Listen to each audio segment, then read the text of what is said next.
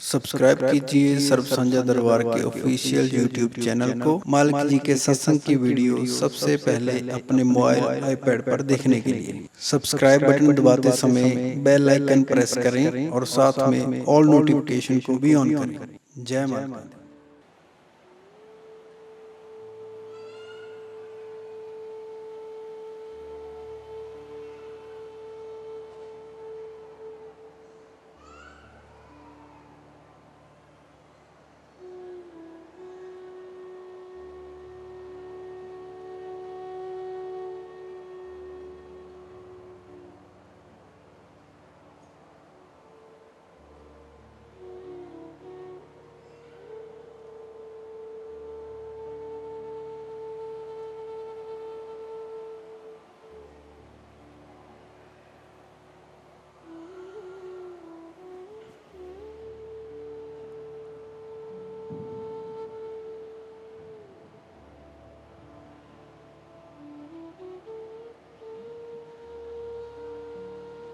शुरू करते हाँ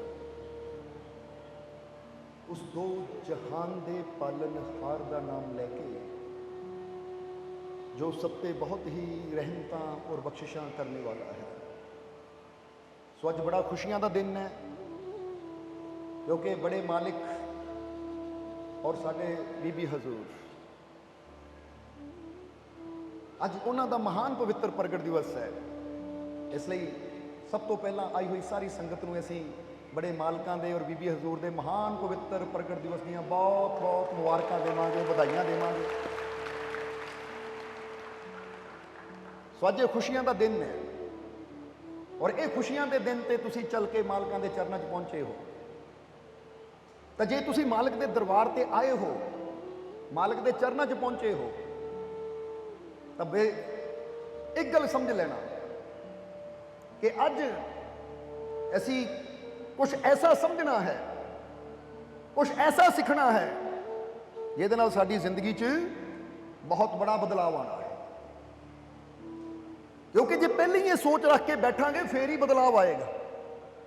जिसदा ही कई बार दसीदा ना कि सत्संग च इस तरह ना बैठो कि मैं सत्संग सुनन आया हाँ, सत्संग च इस तरह बैठो कि मैं अज सत्संग च बैठा हाँ तो मेरे जीवन च बदलाव आएगा। आज मैं कुछ समझ के ऐसा जाना है, कुछ सीख के ऐसा जाना है कि मेरी जिंदगी पहला वाली नहीं रहनी। आया मैं कुछ होर सी पर जाना है मैं कुछ होर होके। जदों ये भावना दे नाल असीं बैठते हैं तो फिर वाकई इंसान के जीवन च बदलाव आता है। क्योंकि बड़े मालकां ने भी अपने वचनां च एक गल कही है, जिद्दां असीं पहले ही दसिया कि अज असी बड़े मालकां का महान पवित्र प्रगट दिवस है। अज मालकां ने कुछ वचन अपनी डायरी च जो लिखे हुए हैं, कुछ सूत्र है ऐसे, अज उन्हां दे उपर असी गल करनी है। क्योंकि एक एक वचन मालकां दा जिंदगी नूं बदलण वाला है अगर उन्होंने समझ लिया जाए। क्योंकि एक गल हमेशा याद रखो, वो परमात्मा की रहमत, वो परमात्मा की कृपा, उसकी बख्शिश जद भी साडे तक पहुंचती है तो किदां पहुंचती है? फकीरां दे वचनां दे जरिए, शब्दां दे जरिए। ये गल याद रखना। क्योंकि फकीर अज दुनिया ते है और जदों वक्त आना है उन्होंने दुनिया तो जाना भी पैना है। पर जेड़े उन्हां दे वचन है ना वो अज भी है और अज तो कोई 1000 साल बाद भी देखेगा तो वचन उन्होंने उदों भी सुनन नूं, समझण नूं, सीखण नूं मिल जाणगे। इसलिए इंसान के जीवन नूं बदलण वास्ते जिहड़ी रहमत की जरूरत है, जिस ज्ञान की जरूरत है, वो सारा ज्ञान, वो सारी रहमत किस चीज़ नाल जुड़ी हुंदी है? फकीरां दे शब्दां नाल। हुण अज तुसीं जे गीता नूं पढ़दे हो उह च की है? उह च श्री कृष्ण दे शब्द है। हुण श्री कृष्ण आप बेशक दुनियावी तौर पर दुनिया ते नहीं है पर उन्हां दे शब्द गीता के रूप विच अज भी है। जे असीं गुरबाणी पढ़दे हां तां गुरुआं दे शब्द है, कुरान पढ़दे हां तां पैगंबरां दे शब्द है। यानी अगर अज बंदा कहता है कि मैं ये धार्मिक शास्त्र नूं पढ़िया, मेरे ते कृपा हो गई, मेरे ते रहमत हो गई, तो इत्थों पता लगता वो रहमत जुड़ी किहड़ी चीज़ दे नाल है? वो रहमत जुड़ी हुई है शब्दां दे नाल। अगर इंसान फकीरां, संतां, पीरां दे मूँह चों निकलिया होया एक एक शब्द समझ लवे और उस पर अमल करने की कोशिश करे ਤਾਂ ਉਹ ਇੱਕ ਇੱਕ ਸ਼ਬਦ ਇਨਸਾਨ ਦੀ ਜ਼ਿੰਦਗੀ ਨੂੰ ਬਦਲ ਦਿੰਦਾ ਹੈ। ਸੋ ਅੱਜ ਅਸੀਂ ਵੀ ਇਹ ਅਨਮੋਲ ਸੂਤਰ ਸਮਝਣੇ ਹੈ, ਔਰ ਇਸ ਤੋਂ ਪਹਿਲਾਂ ਕਿ ਮਾਲਕਾਂ ਦੇ ਸੂਤਰਾਂ ਤੇ ਅਸੀਂ ਚਰਚਾ ਕਰੀਏ, ਯਾਨੀ ਉਹਦੇ ਬਾਰੇ ਸਮਝਾਈਏ, ਤੇ ਅਸੀਂ ਇੱਕ ਗੱਲ ਦੱਸਣੀ ਚਾਹਾਂਗੇ ਕਿ ਇੱਕ ਜੀਵ ਜਦੋਂ ਮੱਥਾ ਟੇਕ ਰਹੇ ਸੀ, ਇੱਕ ਜੀਵ ਬੜਾ ਰੋ ਰਿਹਾ ਸੀ। ਯਾਨੀ ਦੱਸਿਆ ਸੇਵਾਦਾਰਾਂ ਨੇ ਕਿ ਮਾਲਕੋ ਕਹਿੰਦਾ ਕਿ ਮੇਰਾ ਦੁਨੀਆ ਤੇ ਕੋਈ ਨਹੀਂ ਹੈ, ਮੈਨੂੰ ਕੋਈ ਪੁੱਛਦਾ ਨਹੀਂ ਹੈ, ਮੈਂ ਬੜਾ ਦੁਖੀ ਹਾਂ। ਅਸੀਂ ਸੋਚਿਆ ਕਿ ਅੱਜ ਰਹਿਮਤਾਂ ਦਾ ਦਿਨ ਹੈ, ਤਾਂ ਕੋਈ ਦੁਖੀ ਕਿੱਦਾਂ ਰਵੇ, ਅੱਜ ਸਭ ਨੂੰ ਖੁਸ਼ੀਆਂ ਦੇਣੀਆਂ ਹੈ। ਇਸ ਲਈ ਅਸੀਂ ਇੱਕ ਗੱਲ ਤੁਹਾਨੂੰ ਕਹਿਣਾ ਚਾਹਾਂਗੇ, ਤੁਸੀਂ ਵੀ ਸਮਝ ਲਓ कि जिंदगी में मुर्शद का साथ काफी है। जिंदगी में मुर्शद का साथ काफी है, सर पर मुर्शद का हाथ काफी है। जिंदगी में मुर्शद का साथ काफी है, सर पर मुर्शद का हाथ काफी है। दुनिया साथ दे या ना दे क्या फर्क पड़ता है, मेरा मुर्शद है मेरे साथ, ये विश्वास काफी है। कि जदों इंसान नूं एक विश्वास हो जाता है कि दुनिया बेशक मेरे नाल खड़े या ना खड़े, दुनिया बेशक मेरा साथ देवे ना देवे, मैनू कोई फर्क नहीं पैंदा। क्यों? क्योंकि मेरा मुर्शद जे मेरे नाल है ना, मैनू विश्वास है मेरे मुर्शद ते कि मेरा मुर्शद जे मेरे नाल है, तो फिर मैनू कोई डर दी कोई चिंता दी लोड़ ही नहीं, फिर मैं चिंता क्यों करा। इसलिए दुनिया साथ दे या ना दे क्या फर्क पड़ता है, मेरा मुर्शद है मेरे साथ, तो ये विश्वास काफी है। कि ये विश्वास अपने अंदर रखो तुसीं कि तुहाडे अंदर भी एक होना चाहिए है कि मेरे नाल मेरा मुर्शद है या नहीं। अगर है, महसूस हुंदा है, जरा करके देखो, अपने दिल नूं पुछ के देखो कि मेरे अंदर विश्वास है कि मेरा मालिक मेरे नाल है। और याद रखो, अगर तुहाडे अंदरों आवाज आंदी हाँ मैनू विश्वास है, यकीन है, भरोसा है कि मेरा मालिक मेरे नाल है, तो जाओ फिर डरो ना, क्योंकि जे मालिक तुहाडे नाल है तो दुनिया की कोई ताकत तुहाडा कुछ नहीं बिगाड़ सकती, क्योंकि सारियां ताकतां तो परमात्मा दियां हैं। इसलिए एक गल असीं कही दी है कि जे ईश्वर परमात्मा प्रभु वो मालिक साडे नाल है, तो कोई साडे खिलाफ हो ही नहीं सकता, क्योंकि हर चीज उन्हें ही तो बनाई है, हर चीज उतो ही तो पैदा हुई है। और एक गल ऐसी ये भी कही दी है, जब मेरा मालिक मेरे साथ है तो डरने की क्या बात है। एक बार सारे ने कह देना पिछे तक, क्योंकि ये विश्वास हुंदा है, ये एहसास हुंदा है कि मेरा मालिक मेरे नाल है। की कहना है, जब मेरा मालिक मेरे साथ है तो डरने की क्या, तो डरने की क्या, तो डरने की क्या, तो की डरना, की चिंता करनी, जब अंदर विश्वास है कि मेरा मालिक मेरे नाल है। हुणे विश्वास है, अगर ये भावना है, ये फीलिंग है, एहसास है तुहानू कि मेरा मालिक मेरे नाल है, तो फिर ये सच कह रहे हैं, तुहानू डरन दी चिंता करन दी कोई जरूरत नहीं है, क्योंकि जेड़ा ओदा हो गया फिर ओदी चिंता वो आप करता है। हुण आइए मालकां दे उन्हां सूत्रां ते, उन्हां वचनां ते, कि पहले वचन च मालकां ने जो लिखिया है ये साडे सारियां वास्ते बड़ा जरूरी है, इहनूं समझना जरा। पहले वचन च मालिक लिखते हैं कि जिसकी जैसी, क्योंकि मालकां ने हिंदी च लिखिया हुआ है डायरी ते, ਅਸੀਂ उस ढंग नहीं बोल के दस रहे हैं ਤੁਹਾਨੂੰ। मालका ने लिखा है, जिसकी जैसी सोच, जैसी समझ, जैसी भावना होती है उसको वैसा ही फल मिलता है।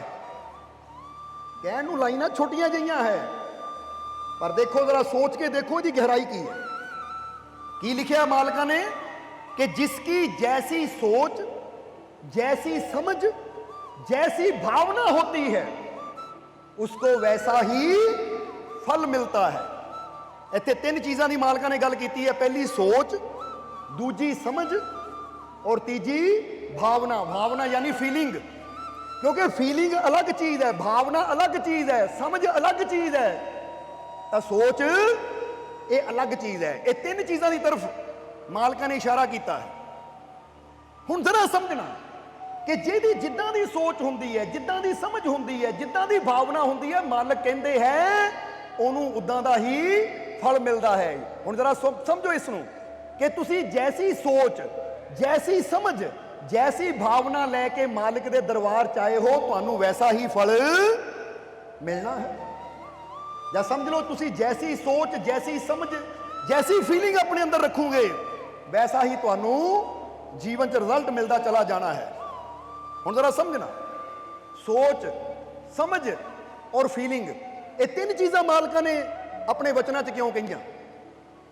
क्योंकि सोच असीं कह दिंदे हां कि ज़्यादातर इंसान के अंदर नैगेटिव सोचां ही चलदियां है कि पता नहीं की होना है, किते आ माड़ा ना हो जाए, वो माड़ा ना हो जाए। हुण इहनूं जिहड़ी हर वेले चलदी है, इहनूं सोच कह दिंदे हां। फिर उस तो अगली चीज़ मालका ने कहा समझ, क्योंकि समझ आ जाती है किसी चीज़ नूं समझना, किसी चीज़ नूं समझण की कोशिश करनी। और तीसरी चीज़ उन्होंने कही भावना। भावना यानी अंदरले भाव, जिद्दां बंदा कहंदा मेरी भावना, मैं तेनों बड़ा प्यार करदा हां, मैं तेरे नाल दिलों जुड़िया होया है। ये समझ नहीं है, ये सोच नहीं है, ये है अंदर दी फीलिंग। हुण इहनूं दूसरे तरीके नाल थोड़ा समझा दईए कि तिन्नां चीज़ां दी मालका ने गल कीती, तां इहनूं समझाउण वास्ते असीं थोड़ा जिहा श्री कृष्ण के जीवन की गल करांगे। जरा समझना कि तीन चीज़ों की मालका ने गल की है, तो तीन चीज़ां समझ लो, तीन प्रकार की बुद्धि हुंदी है। तीन प्रकार की बुद्धि हुंदी है, क्योंकि मालका के सूत्र को समझाउण वास्ते सानू एग्जाम्पल देनी पैनी है कि तीन प्रकार की बुद्धि हुंदी है। पहली नीचम, नीच बुद्धि। दूसरी मध्यम, मिडल बुद्धि। और तीसरी उत्तम, उत्तम बुद्धि। हुण जरा समझना कि नीचम बुद्धि नूं असीं दुर्बुद्धि भी कह सकते हैं, मध्यम बुद्धि नूं असीं अर्जित बुद्धि कह सकते हैं, और उत्तम बुद्धि नूं असीं गुणिका बुद्धि कह सकते हैं। गुणिका यानी गुण प्राप्त करने वाला। जरा ध्यान देना, हुण जिद्दां दी इंसान दी बुद्धि हुंदी है, इंसान नूं फल भी वैसा ही मिलता है। हुण दुर्बुद्धि यानी नीचम बुद्धि किहदी सी? जिद्दां समझ लो कि नीचम बुद्धि सी दुर्योधन दी। क्योंकि दुर्योधन तुसीं जानदे ही हो कि जदों श्री कृष्ण पांडवां दी तरफों संदेश लैके दुर्योधन दे कोल गए और दुर्योधन नूं कहा कि ऐ दुर्योधन, पांडवां नूं बेशक उन्हां दा राज ना दे, क्योंकि पांडव जुए च राज हार चुके सी। हुण जदों 14 साल का बनवास पूरा हो गया तो श्री कृष्ण उन्हां वल्लों गए कि हुण राज बेशक ना दे, इन्हां नूं 5 पिंड ही दे दे, 5 गांव दे दे। हुण जदों दूत बन के श्री कृष्ण पांडवां वल्लों गए दुर्योधन नूं समझाण, तो हुण दुर्योधन नूं श्री कृष्ण बारे सब कुछ पता सी, उन्हां दी ताकत दा भी पता सी, ये कौन है की है, सब कुछ दुर्योधन नूं पता सी। पर सब कुछ पता होंदे होए भी दुर्योधन ने उन्हां दी गल नहीं मन्नी, बल्कि अपने सैनिकां नूं हुक्म कर दिता कि कृष्ण नूं कैद कर लो। जिले दरबार में कृष्ण ने कहा 5 गांव दे दे, तो दुर्योधन ने कहा 5 गांव की, मैं तो सूई दे नक्के बराबर जमीन नहीं देनी, जगह नहीं देनी। फिर श्री कृष्ण ने समझाने की कोशिश की तो दुर्योधन नूं क्रोध आ गया, तो दुर्योधन ने अपने सैनिकां नूं कहा कृष्ण नूं कैद कर लो। सब कुछ पता होंदे होए भी कि कृष्ण कोई मामूली इंसान नहीं है, पर फिर भी कृष्ण नूं जदों कैद करने का हुक्म दिता तो जो श्री कृष्ण ने उत्थे अपना रूप दिखाया, तो बाद चों कहते दुर्योधन डर गया। हुण जरा समझना, हुण दुर्योधन की बुद्धि नूं असीं की कह सकते हैं? दुर्बुद्धि। दुर्योधन की दुर्बुद्धि, नीचम बुद्धि। नीचम बुद्धि किहनूं कहा जाता है? कि जो परमात्मा नूं या उहदे प्यारियां दी ताकत नूं, रब दे प्यारे फकर संत फकीर गुरुआं रहबरां दी ताकत नूं वो समझदा ही नहीं है। ये जानते हुए भी कि वो किहड़ी पदवी दे मालिक है, फिर भी उन्हां दा अपमान करदा है। और फिर हाल भी की हुंदा है? जिन्हां दी बुद्धि नीच हुंदी है, दुर्बुद्धि हुंदी है दुर्योधन वाली, जो नहीं समझिया श्री कृष्ण नूं, जो नहीं समझते संतां फकीरां नूं और उन्हां दा अपमान करदे आ, फिर उन्हां दा हाल भी दुर्योधन वाला हुंदा है। सब कुछ गवा के, सब कुछ हार के फिर मिट्टी 'च मिल जाता है, यानी बचदा ही पल्ले कुछ नहीं। क्योंकि दुर्योधन दे 100 भरा सी, वो भी मरे, होर उहदे संगी साथी भी मरे, राज भी गया और अपनी भी उहदी दुर्गति हुई और अंत विच आप भी मिट्टी चला गया। हुण जरा सोचो, एक इत्थे जवाब देना कि दुर्योधन सब कुछ गवा बैठा, अपना राज, अपने भरा, अपना परिवार, अपना आप। तो हुण जरा जवाब दिओ, वो किहड़ी चीज सी? कहा जाता कि एक चीज की वजह नाल ही दुर्योधन ने सब कुछ गवा लिया। वो किहड़ी एक चीज सी? जवाब दे दिओ। हुण ये तो दस के हटे हैं, दुर्बुद्धि। क्योंकि उसकी बुद्धि, उसकी समझ जिहड़ी सी, असीं उहनूं कह सकते हैं कि ये सब तो नीच जिहड़ा आंदा ना प्रथम, यानी जिहनूं कहंदे नीचम बुद्धि, दुर्योधन वो बुद्धि का मालिक सी कि वो समझ ही नहीं पाया कि मेरे अगे कौन है, तो ये कोलों मैं किस तरह सब कुछ लै सकदा। इसलिए अगर तुसीं भी चाहते हो कि साडे जीवन च कोई तकलीफ, कोई दुख, कोई परेशानी ना आवे, तो सब तो पहला ये याद रखना कि सानू ये नीचम बुद्धि, दुर्बुद्धि का त्याग करना पड़ेगा। और फिर दूसरी बुद्धि जिन्हों कहा जाता मध्यम, या कह लीए अर्जित बुद्धि। अर्जित बुद्धि किहदे कोल सी? अर्जित बुद्धि सी अर्जुन दे कोल। क्योंकि अर्जित का मतलब होता है संग्रह करना, इकट्ठा करना। हुण जदों श्री कृष्ण ने अर्जुन नूं मैदान विच समझाया, तो अर्जुन पहला तो श्री कृष्ण नूं अपना मित्र ही समझते सी। हालांकि पता उन्होंने भी सी कि दुनिया इन्हां नूं भगवान कहती है, फिर भी वो मित्र समझते सी। पर जदों श्री कृष्ण ने अर्जुन नूं समझाया, अर्जुन नूं समझ आई और अर्जुन ने विषम रूप देखा, फिर उन्हां कदमां 'च सिर रख दिता, फिर पता लगा कि यह की है। हुण इहनूं कहा जाता मध्यम बुद्धि। मध्यम बुद्धि का मतलब होंदा कि बंदे नूं पता नहीं हुंदा, पर जदों दस्सिया जावे तो वह समझ लैंदा है और फिर उहदा लाभ लेना शुरू कर दिंदा है। अर्जुन ने समझिया तो फिर देखो श्री कृष्ण का कितना लाभ लिया कि श्री कृष्ण ने हर जगह उहदा साथ दिता और अंत में जित के दी हुई अर्जुन दी। हुण तुसीं भी जे जितना चाहते हो तो असीं भी संत फकीरां दे वचनां नूं समझना है, उन्होंने अर्जित करना है, वो ज्ञान नूं अपने अंदर लेना है और फकीरां दे रुतबे नूं समझना है। फिर साडी भी हर जगह जित होएगी। इसलिए इहनूं कहंदे मध्यम बुद्धि। फिर सब तो उत्तम बुद्धि किहनूं कहा जाता है? उत्तम बुद्धि जिहनूं गुणिका बुद्धि भी कहा जाता। गुणिका का मतलब है गुणां नूं ग्रहण करने वाला। एक गुणिका बुद्धि किहदे अंदर सी? एक गुणिका बुद्धि सी कुब्जा दे अंदर। कुब्जा कंस दी दासी सी कुब्जा, जिहनूं कुब पिया होया सी। ਉਹਦਾ ਕੰਮ ਕੀ ਹੁੰਦਾ ਸੀ? ਉਹਨੇ ਫੁੱਲਾਂ ਦੀ ਮਾਲਾ ਤਿਆਰ ਕਰਨੀ, ਤਾਜ਼ੇ ਤਾਜ਼ੇ ਫੁੱਲ ਚੁਣਨੇ, ਉਹਨਾਂ ਦੀ ਮਾਲਾ ਤਿਆਰ ਕਰਨੀ ਕੰਸ ਦੇ ਗਲ 'ਚ ਪਾਉਣ ਨੂੰ, ਕਿਉਂਕਿ ਕੰਸ ਇੱਕ ਰਾਜਾ ਸੀ ਜੋ ਸ਼੍ਰੀ ਕ੍ਰਿਸ਼ਨ ਦੇ ਮਾਮਾ ਵੀ ਸੀ। ਹੁਣ ਪਹਿਲੀ ਵਾਰ ਜਦੋਂ ਸ਼੍ਰੀ ਕ੍ਰਿਸ਼ਨ ਮਥੁਰਾ ਨਗਰੀ ਦੇ ਅੰਦਰ ਆਏ ਤਾਂ ਮਥੁਰਾ ਨਗਰੀ ਨੂੰ ਦੇਖ ਰਹੇ ਹੈ, ਘੁੰਮ ਰਹੇ ਹੈ, ਸਵੇਰ ਦਾ ਸਮਾਂ। ਉਧਰ ਕੁਬਜਾ ਸਵੇਰੇ ਸਵੇਰੇ ਬਾਗ ਦੇ ਵਿੱਚੋਂ ਫੁੱਲਾਂ ਦਾ ਹਾਰ ਤਿਆਰ ਕਰਕੇ ਥਾਲ 'ਚ ਰੱਖ ਕੇ ਲੈ ਕੇ ਜਾ ਰਹੀ ਹੈ ਕੰਸ ਵਾਸਤੇ। पर जिद्दां ही उहदी नज़र श्री कृष्ण ते पई, जिद्दां ही उहदी नज़र श्री कृष्ण ते पई, श्री कृष्ण ने मुस्कुरा के उहदे वल देखिया तो उहनूं भगवान की झलक मिली कि यह कोई साधारण इंसान नहीं है, इहदे अंदरों तां मैनूं भगवान की झलक मिल रही है। उन्हां वो फुल्लां दा हार जो कंस वास्ते रखिया सी श्री कृष्ण के गले 'च पा दिता। हुण कुब्जा नूं किसी ने समझाया नहीं कि कौन है। दुर्योधन नूं पता सी, वो फिर भी नहीं समझिया। अर्जुन नूं पता सी पर उन्होंने समझाना पिया। हुण कुब्जा नूं तां पता ही नहीं सी, उन्हें तो कृष्ण बारे कदी सुनिया ही नहीं सी। बस उन्हें देखिया और देख के ही उहदे दिल ने महसूस कर लिया कि यह ताकत कोई छोटी नहीं है। वो गई जाके हार श्री कृष्ण के गल च पाता। तो श्री कृष्ण भी, क्योंकि उन्होंने पता सी ये हार किहदे वास्ते लैके जा रही है, तो श्री कृष्ण ने मुस्कुरा के कहा कि ऐ सुंदरी। हुण जरा गौर करना, श्री कृष्ण ने उन्होंने सुंदरी कहा, हालांकि उन्होंने कुब पिया होया सी। और जिन्हों कुब पिया होवे उन्होंने लोग कहते बदसूरत, पर श्री कृष्ण ने उन्होंने की कहा? सुंदरी। कहते ऐ सुंदरी तू ये की कीता? जो तू कंस राजे दे वास्ते हार बुनिया सी, पिरोया सी, वो मेरे गल च पा दिता। तेनू पता है सजा तेनू मौत भी हो सकती है, क्योंकि मैं कंस का दुश्मन हाँ। कंस मैनू मारना चाहता, जो उन्होंने पता लग गया कि इन्हें मेरे दुश्मन के गल च हार पाया जो मेरे वास्ते तैयार किया सी, वो तेरी जान भी ले सकता है।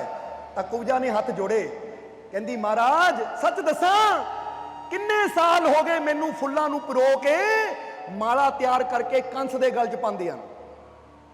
ਪਰ ਕੰਸ ਦੇ ਗਲ 'ਚ ਜਦ ਵੀ ਮੈਂ ਉਹ ਹਾਰ ਦੇਖਦੀ ਆ ਤਾਂ ਮੈਨੂੰ ਕੰਸ ਦੇ ਅੰਦਰੋਂ ਪਾਪ ਹੀ ਪਾਪ ਨਜ਼ਰ ਆਉਂਦੇ ਆ ਕਿ ਇੰਨਾ ਪਾਪੀ ਬੰਦਾ, ਪਾਪੀ ਦੇ ਗਲ 'ਚ ਇੰਨੇ ਸਾਲ ਹੋ ਗਏ ਹਾਰ ਪਾਉਂਦਿਆਂ ਨੂੰ, ਅੱਜ ਪਹਿਲੀ ਵਾਰ ਤੁਸੀਂ ਮੈਨੂੰ ਮਿਲੇ ਹੋ, ਤੁਹਾਨੂੰ ਦੇਖ ਕੇ ਤੁਹਾਡੇ ਅੰਦਰੋਂ ਭਗਵਾਨ ਦੀ ਝਲਕ ਮਿਲੀ ਹੈ। ਅੱਜ ਮੈਨੂੰ ਪਤਾ ਲੱਗਾ ਕਿ ਮੇਰੀ ਮਾਲਾ ਪਰੋਈ ਸਫਲ ਹੋ ਗਈ, ਕਿਉਂਕਿ ਅੱਜ ਮੈਂ ਭਗਵਾਨ ਦੇ ਗਲ 'ਚ ਮਾਲਾ ਪਾਈ ਹੈ। ਹੁਣ ਮੇਰੀ ਜਾਨ ਵੀ ਚਲੀ ਜਾਵੇ ਤਾਂ ਮੈਨੂੰ ਪਰਵਾਹ ਨਹੀਂ, ਮੈਂ ਕਹੂੰਗੀ ਮੇਰਾ ਜਨਮ ਸਫਲ ਹੋ ਗਿਆ।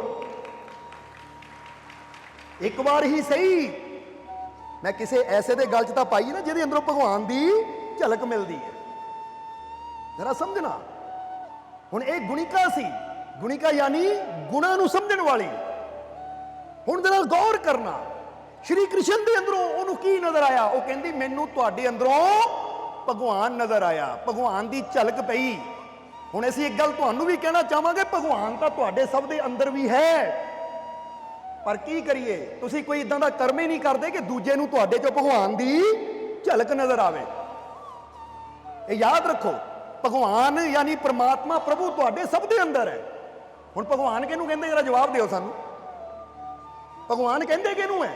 ਅਸੀਂ ਕਿਉਂ ਕਹਿ ਰਹੇ ਹਾਂ ਕਿ ਭਗਵਾਨ ਤੁਹਾਡੇ ਸਾਰਿਆਂ ਦੇ ਅੰਦਰ ਹੈ? ਕਿਉਂਕਿ ਭਗਵਾਨ ਦਾ ਮਤਲਬ ਕੀ ਹੁੰਦਾ, ਜਰਾ ਇਹਨੂੰ ਸਮਝ ਲਈਏ ਪਹਿਲਾਂ।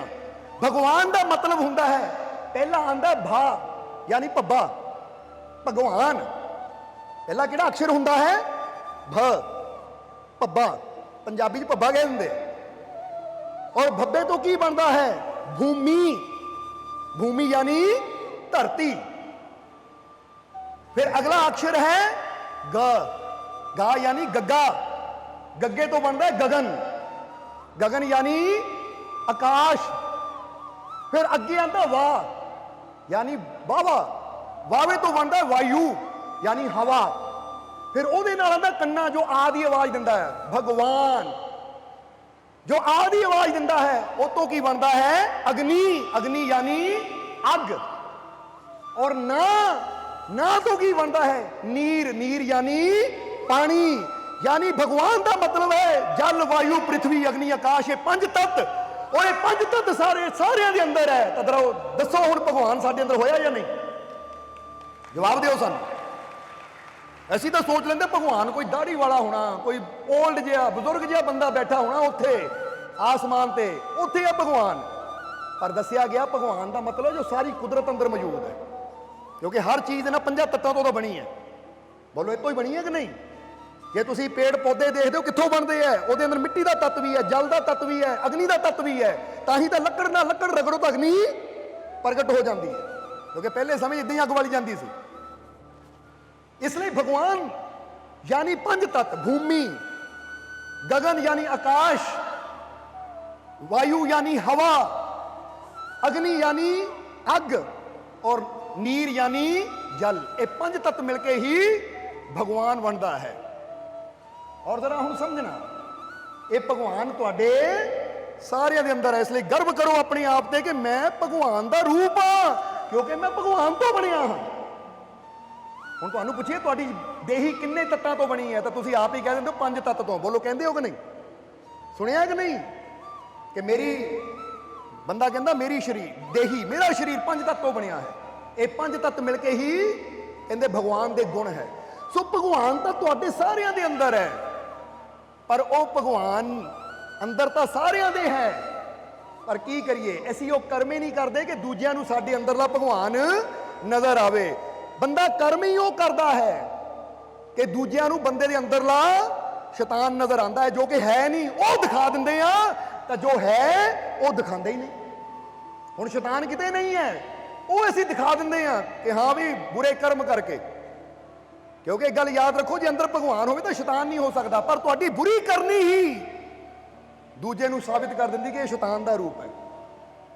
इसलिए अगर भगवान अंदर है तो अपनी करनी ऐसी करो, अपने कर्म ऐसे करो कि तुहाडे अंदरों ਉਹ ਭਗਵਾਨ ਦੀ ਝਲਕ ਮਿਲੇ। ਜਿੱਦਾਂ ਗਣਿਕਾ ਨੂੰ ਯਾਨੀ ਕੁਬਜਾ ਨੂੰ ਸ਼੍ਰੀ ਕ੍ਰਿਸ਼ਨ ਨੂੰ ਦੇਖਦਿਆਂ ਹੀ ਕਿ ਉਹ ਸਭ ਨਾਲ ਮੁਸਕਰਾ ਕੇ ਬੋਲ ਰਹੇ ਸੀ, ਉਹ ਸਭ ਨੂੰ ਹੱਸ ਕੇ ਬੁਲਾ ਰਹੇ ਸੀ, ਉਹ ਸਭ ਨੂੰ ਪਿਆਰ ਦੇ ਰਹੇ ਸੀ। ਤਾਂ ਜਿੱਥੇ ਮੁਸਕਰਾਹਟ ਹੋਵੇ, ਹਸੀ ਹੋਵੇ, ਪ੍ਰੇਮ ਹੋਵੇ, ਉੱਥੇ ਤਾਂ ਭਗਵਾਨ ਦੀ ਝਲਕ ਮਿਲਦੀ ਹੈ। ਇਸ ਲਈ ਜਦੋਂ ਕੁਬਜਾ ਨੇ ਦੇਖਿਆ ਤਾਂ ਉਹਨੂੰ ਲੱਗਾ ਕਿ ਵਾਕਿਆ ਹੀ ਇਹ ਹੈ ਭਗਵਾਨ। ਕਿਉਂਕਿ ਸਭ ਨੂੰ ਖੁਸ਼ੀਆਂ ਦੇਣਾ ਭਗਵਾਨ ਦਾ ਹੀ ਕੰਮ ਹੈ। ਸਭ ਦੇ ਜੀਵਨ 'ਚ ਪਿਆਰ ਭਰਨਾ ਭਗਵਾਨ ਦਾ ਹੀ ਕੰਮ ਹੈ। ਜੇ ਤੁਸੀਂ ਵੀ ਇਹ ਸੋਚ ਲਵੋ ਕਿ ਮੈਂ ਸਭ ਨੂੰ ਖੁਸ਼ੀਆਂ ਦੇਣੀਆਂ ਹੈ, ਸਭ ਦੇ ਜੀਵਨ 'ਚ ਪਿਆਰ ਭਰਨਾ ਹੈ, ਤਾਂ ਤੁਸੀਂ ਵੀ ਭਗਵਾਨ ਦੇ ਮਾਰਗ ਤੇ ਜਾ ਰਹੇ ਹੋ, ਕਿਉਂਕਿ ਇਹੀ ਕੰਮ ਤਾਂ ਪਰਮਾਤਮਾ ਦਾ ਹੈ। ਸਮਝ ਰਹੇ ਹੋ ਕਿ ਨਹੀਂ? ਹੁਣ ਜਰਾ ਸਮਝਣਾ। ਇਸ ਲਈ ਹੁਣ ਜਦੋਂ ਕੁਬਜਾ ਨੇ ਗੱਲ 'ਚ ਹਾਰ ਪਾਇਆ ਤਾਂ ਸ਼੍ਰੀ ਕ੍ਰਿਸ਼ਨ ਨੇ ਕਿਹਾ ਸੁੰਦਰੀ, ਤਾਂ ਕੁਬਜਾ ਨੇ ਲਾਸਟ ਵਿੱਚ ਕਿਹਾ, ਬਾਅਦ ਵਿੱਚ ਕਿਹਾ, ਕਹਿੰਦੀ ਮਹਾਰਾਜ ਮੌਤ ਮੇਰੀ ਹੋ ਜਾਵੇ ਕੋਈ ਗੱਲ ਨਹੀਂ, ਕਿਉਂਕਿ ਮਰਨ ਤੋਂ ਪਹਿਲਾਂ ਮੈਨੂੰ ਇੰਨੀ ਤਾਂ ਖੁਸ਼ੀ ਹੈ ਨਾ ਕਿ ਇੰਨੇ ਸਾਲ ਪਾਪੀ ਦੇ ਗਲ 'ਚ ਹੀ ਹਾਰ ਪਾਉਂਦੀ ਆ ਗਈ, ਅੱਜ ਕਿਸੇ ਭਗਵਾਨ ਰੂਪ ਦੇ ਗਲ 'ਚ ਹਾਰ ਪਾਇਆ, ਤਾਂ ਹੁਣ ਮੈਂ ਮਰ ਵੀ ਜਾਵਾਂ ਤਾਂ ਮੈਨੂੰ ਲੱਗੇਗਾ ਮੇਰੀ ਮਿਹਨਤ ਸਫਲ ਹੋ ਗਈ। ਕਹਿੰਦੇ ਨਾ ਇੱਕ ਵਾਰ ਵੀ ਅਗਰ ਆਪਣੇ ਭਗਵਾਨ ਦੇ ਕੰਮ ਆ ਜਾਈਏ, ਪ੍ਰਭੂ ਦੇ ਕੰਮ ਆ ਜਾਈਏ, ਤਾਂ ਲੱਗੇਗਾ ਜਨਮ ਸਫਲ ਹੋ ਗਿਆ। ਹੁਣ ਕੁਬਜਾ ਕਹਿੰਦੀ ਕਿ ਮਹਾਰਾਜ ਮੈਨੂੰ ਦੱਸੋ, ਮੈਂ ਤਾਂ ਕੁਬੜੀ ਆ, ਤੁਸੀਂ ਮੈਨੂੰ ਸੁੰਦਰੀ ਕਿਉਂ ਕਿਹਾ? ਤਾਂ ਉਸ ਵੇਲੇ ਸ਼੍ਰੀ ਕ੍ਰਿਸ਼ਨ ਕਹਿੰਦੇ ਦਰਅਸਲ ਤੂੰ ਬਹੁਤ ਸੋਹਣੀ ਹੈ। ਉਹ ਕਹਿੰਦੀ ਮਹਾਰਾਜ ਦੇਖੋ ਮੇਰਾ ਸਰੀਰ ਕੁੱਬ ਨਿਕਲਿਆ ਹੋਇਆ ਹੈ, ਕਮਰ ਮੇਰੀ ਝੁਕੀ ਹੋਈ ਹੈ, ਮੁੰਦੀ ਹੋ ਕੇ ਮੈਂ ਤੁਰਦੀ ਹਾਂ, ਤੁਸੀਂ ਕਹਿੰਦੇ ਹੋ ਬੜੀ ਸੁੰਦਰ ਹੈ ਤੂੰ, ਕਿੱਥੇ ਹੈ ਮੇਰੀ ਸੁੰਦਰਤਾ? ਤਾਂ ਉਸ ਵੇਲੇ ਸ਼੍ਰੀ ਕ੍ਰਿਸ਼ਨ ਨੇ ਕਿਹਾ ਅਸੀਂ ਤੇਰਾ ਸਰੀਰ ਨਹੀਂ ਦੇਖ ਰਹੇ, ਅਸੀਂ ਤੇਰੇ ਸਰੀਰ ਦੀ ਗੱਲ ਨਹੀਂ ਕਰਦੇ, ਅਸੀਂ ਗੱਲ ਕਰਦੇ ਹਾਂ ਤੇਰੇ ਮਨ ਦੀ, ਕਿਉਂਕਿ ਤੂੰ ਸੁੰਦਰ ਹੈ, ਤੇਰੀਆਂ ਅੱਖਾਂ ਨਿਰਮਲ ਹੈ, ਤਾਂ ਹੀ ਤਾਂ ਤੂੰ ਮੇਰੇ ਅੰਦਰ ਭਗਵਾਨ ਨੂੰ ਦੇਖ ਲਿਆ। ਜੇ ਤੇਰੇ ਅੰਦਰ ਉਹ ਦੇਖਣ ਵਾਲੀ ਅੱਖ ਨਾ ਹੁੰਦੀ, ਉਹ ਸੁੰਦਰਤਾ ਨਾ ਹੁੰਦੀ, ਤੇਰਾ ਮਨ ਸਾਫ਼ ਨਾ ਹੁੰਦਾ, ਤਾਂ ਤੈਨੂੰ ਭਗਵਾਨ ਦੀ ਝਲਕ ਕਦੀ ਮਿਲਣੀ ਨਹੀਂ ਸੀ। ਕਿਉਂਕਿ ਭਗਵਾਨ ਤਾਂ ਹਰ ਜਗ੍ਹਾ ਹੈ, ਪਰ ਉਹਦੀ ਝਲਕ ਉਹਨਾਂ ਨੂੰ ਹੀ ਮਿਲਦੀ ਹੈ ਜਿਨ੍ਹਾਂ ਦਾ ਮਨ ਸਾਫ਼ ਹੋਵੇ। ਹੁਣ ਤੁਸੀਂ ਜੇ ਭਗਵਾਨ ਨੂੰ ਦੇਖਣਾ ਚਾਹੁੰਦੇ ਹੋ, ਪਰਮਾਤਮਾ ਨੂੰ ਦੇਖਣਾ ਚਾਹੁੰਦੇ ਹੋ, ਤਾਂ ਫਿਰ ਉਹਨੂੰ ਦੇਖਣ ਵਾਸਤੇ ਸਾਨੂੰ ਕੀ ਕਰਨਾ ਪਏਗਾ? ਕਰ ਲੈ ਦਿਲ ਦੀ ਸਫਾਈ ਜੇ ਦੀਦਾਰ ਚਾਹੀਦਾ। ਉਹਨੂੰ ਦੇਖਣ ਵਾਸਤੇ ਆਪਣੇ ਦਿਲ ਨੂੰ ਸਾਫ਼ ਕਰਨਾ ਪਏਗਾ, ਆਪਣੇ ਮਨ ਨੂੰ ਨਿਰਮਲ ਕਰਨਾ ਪਏਗਾ, ਫਿਰ ਹੀ ਸਾਨੂੰ ਉਹਦਾ ਦੀਦਾਰ ਹੋਏਗਾ, ਫਿਰ ਹੀ ਅਸੀਂ ਉਹਦੀ ਝਲਕ ਦੇਖ ਸਕਦੇ ਹਾਂ।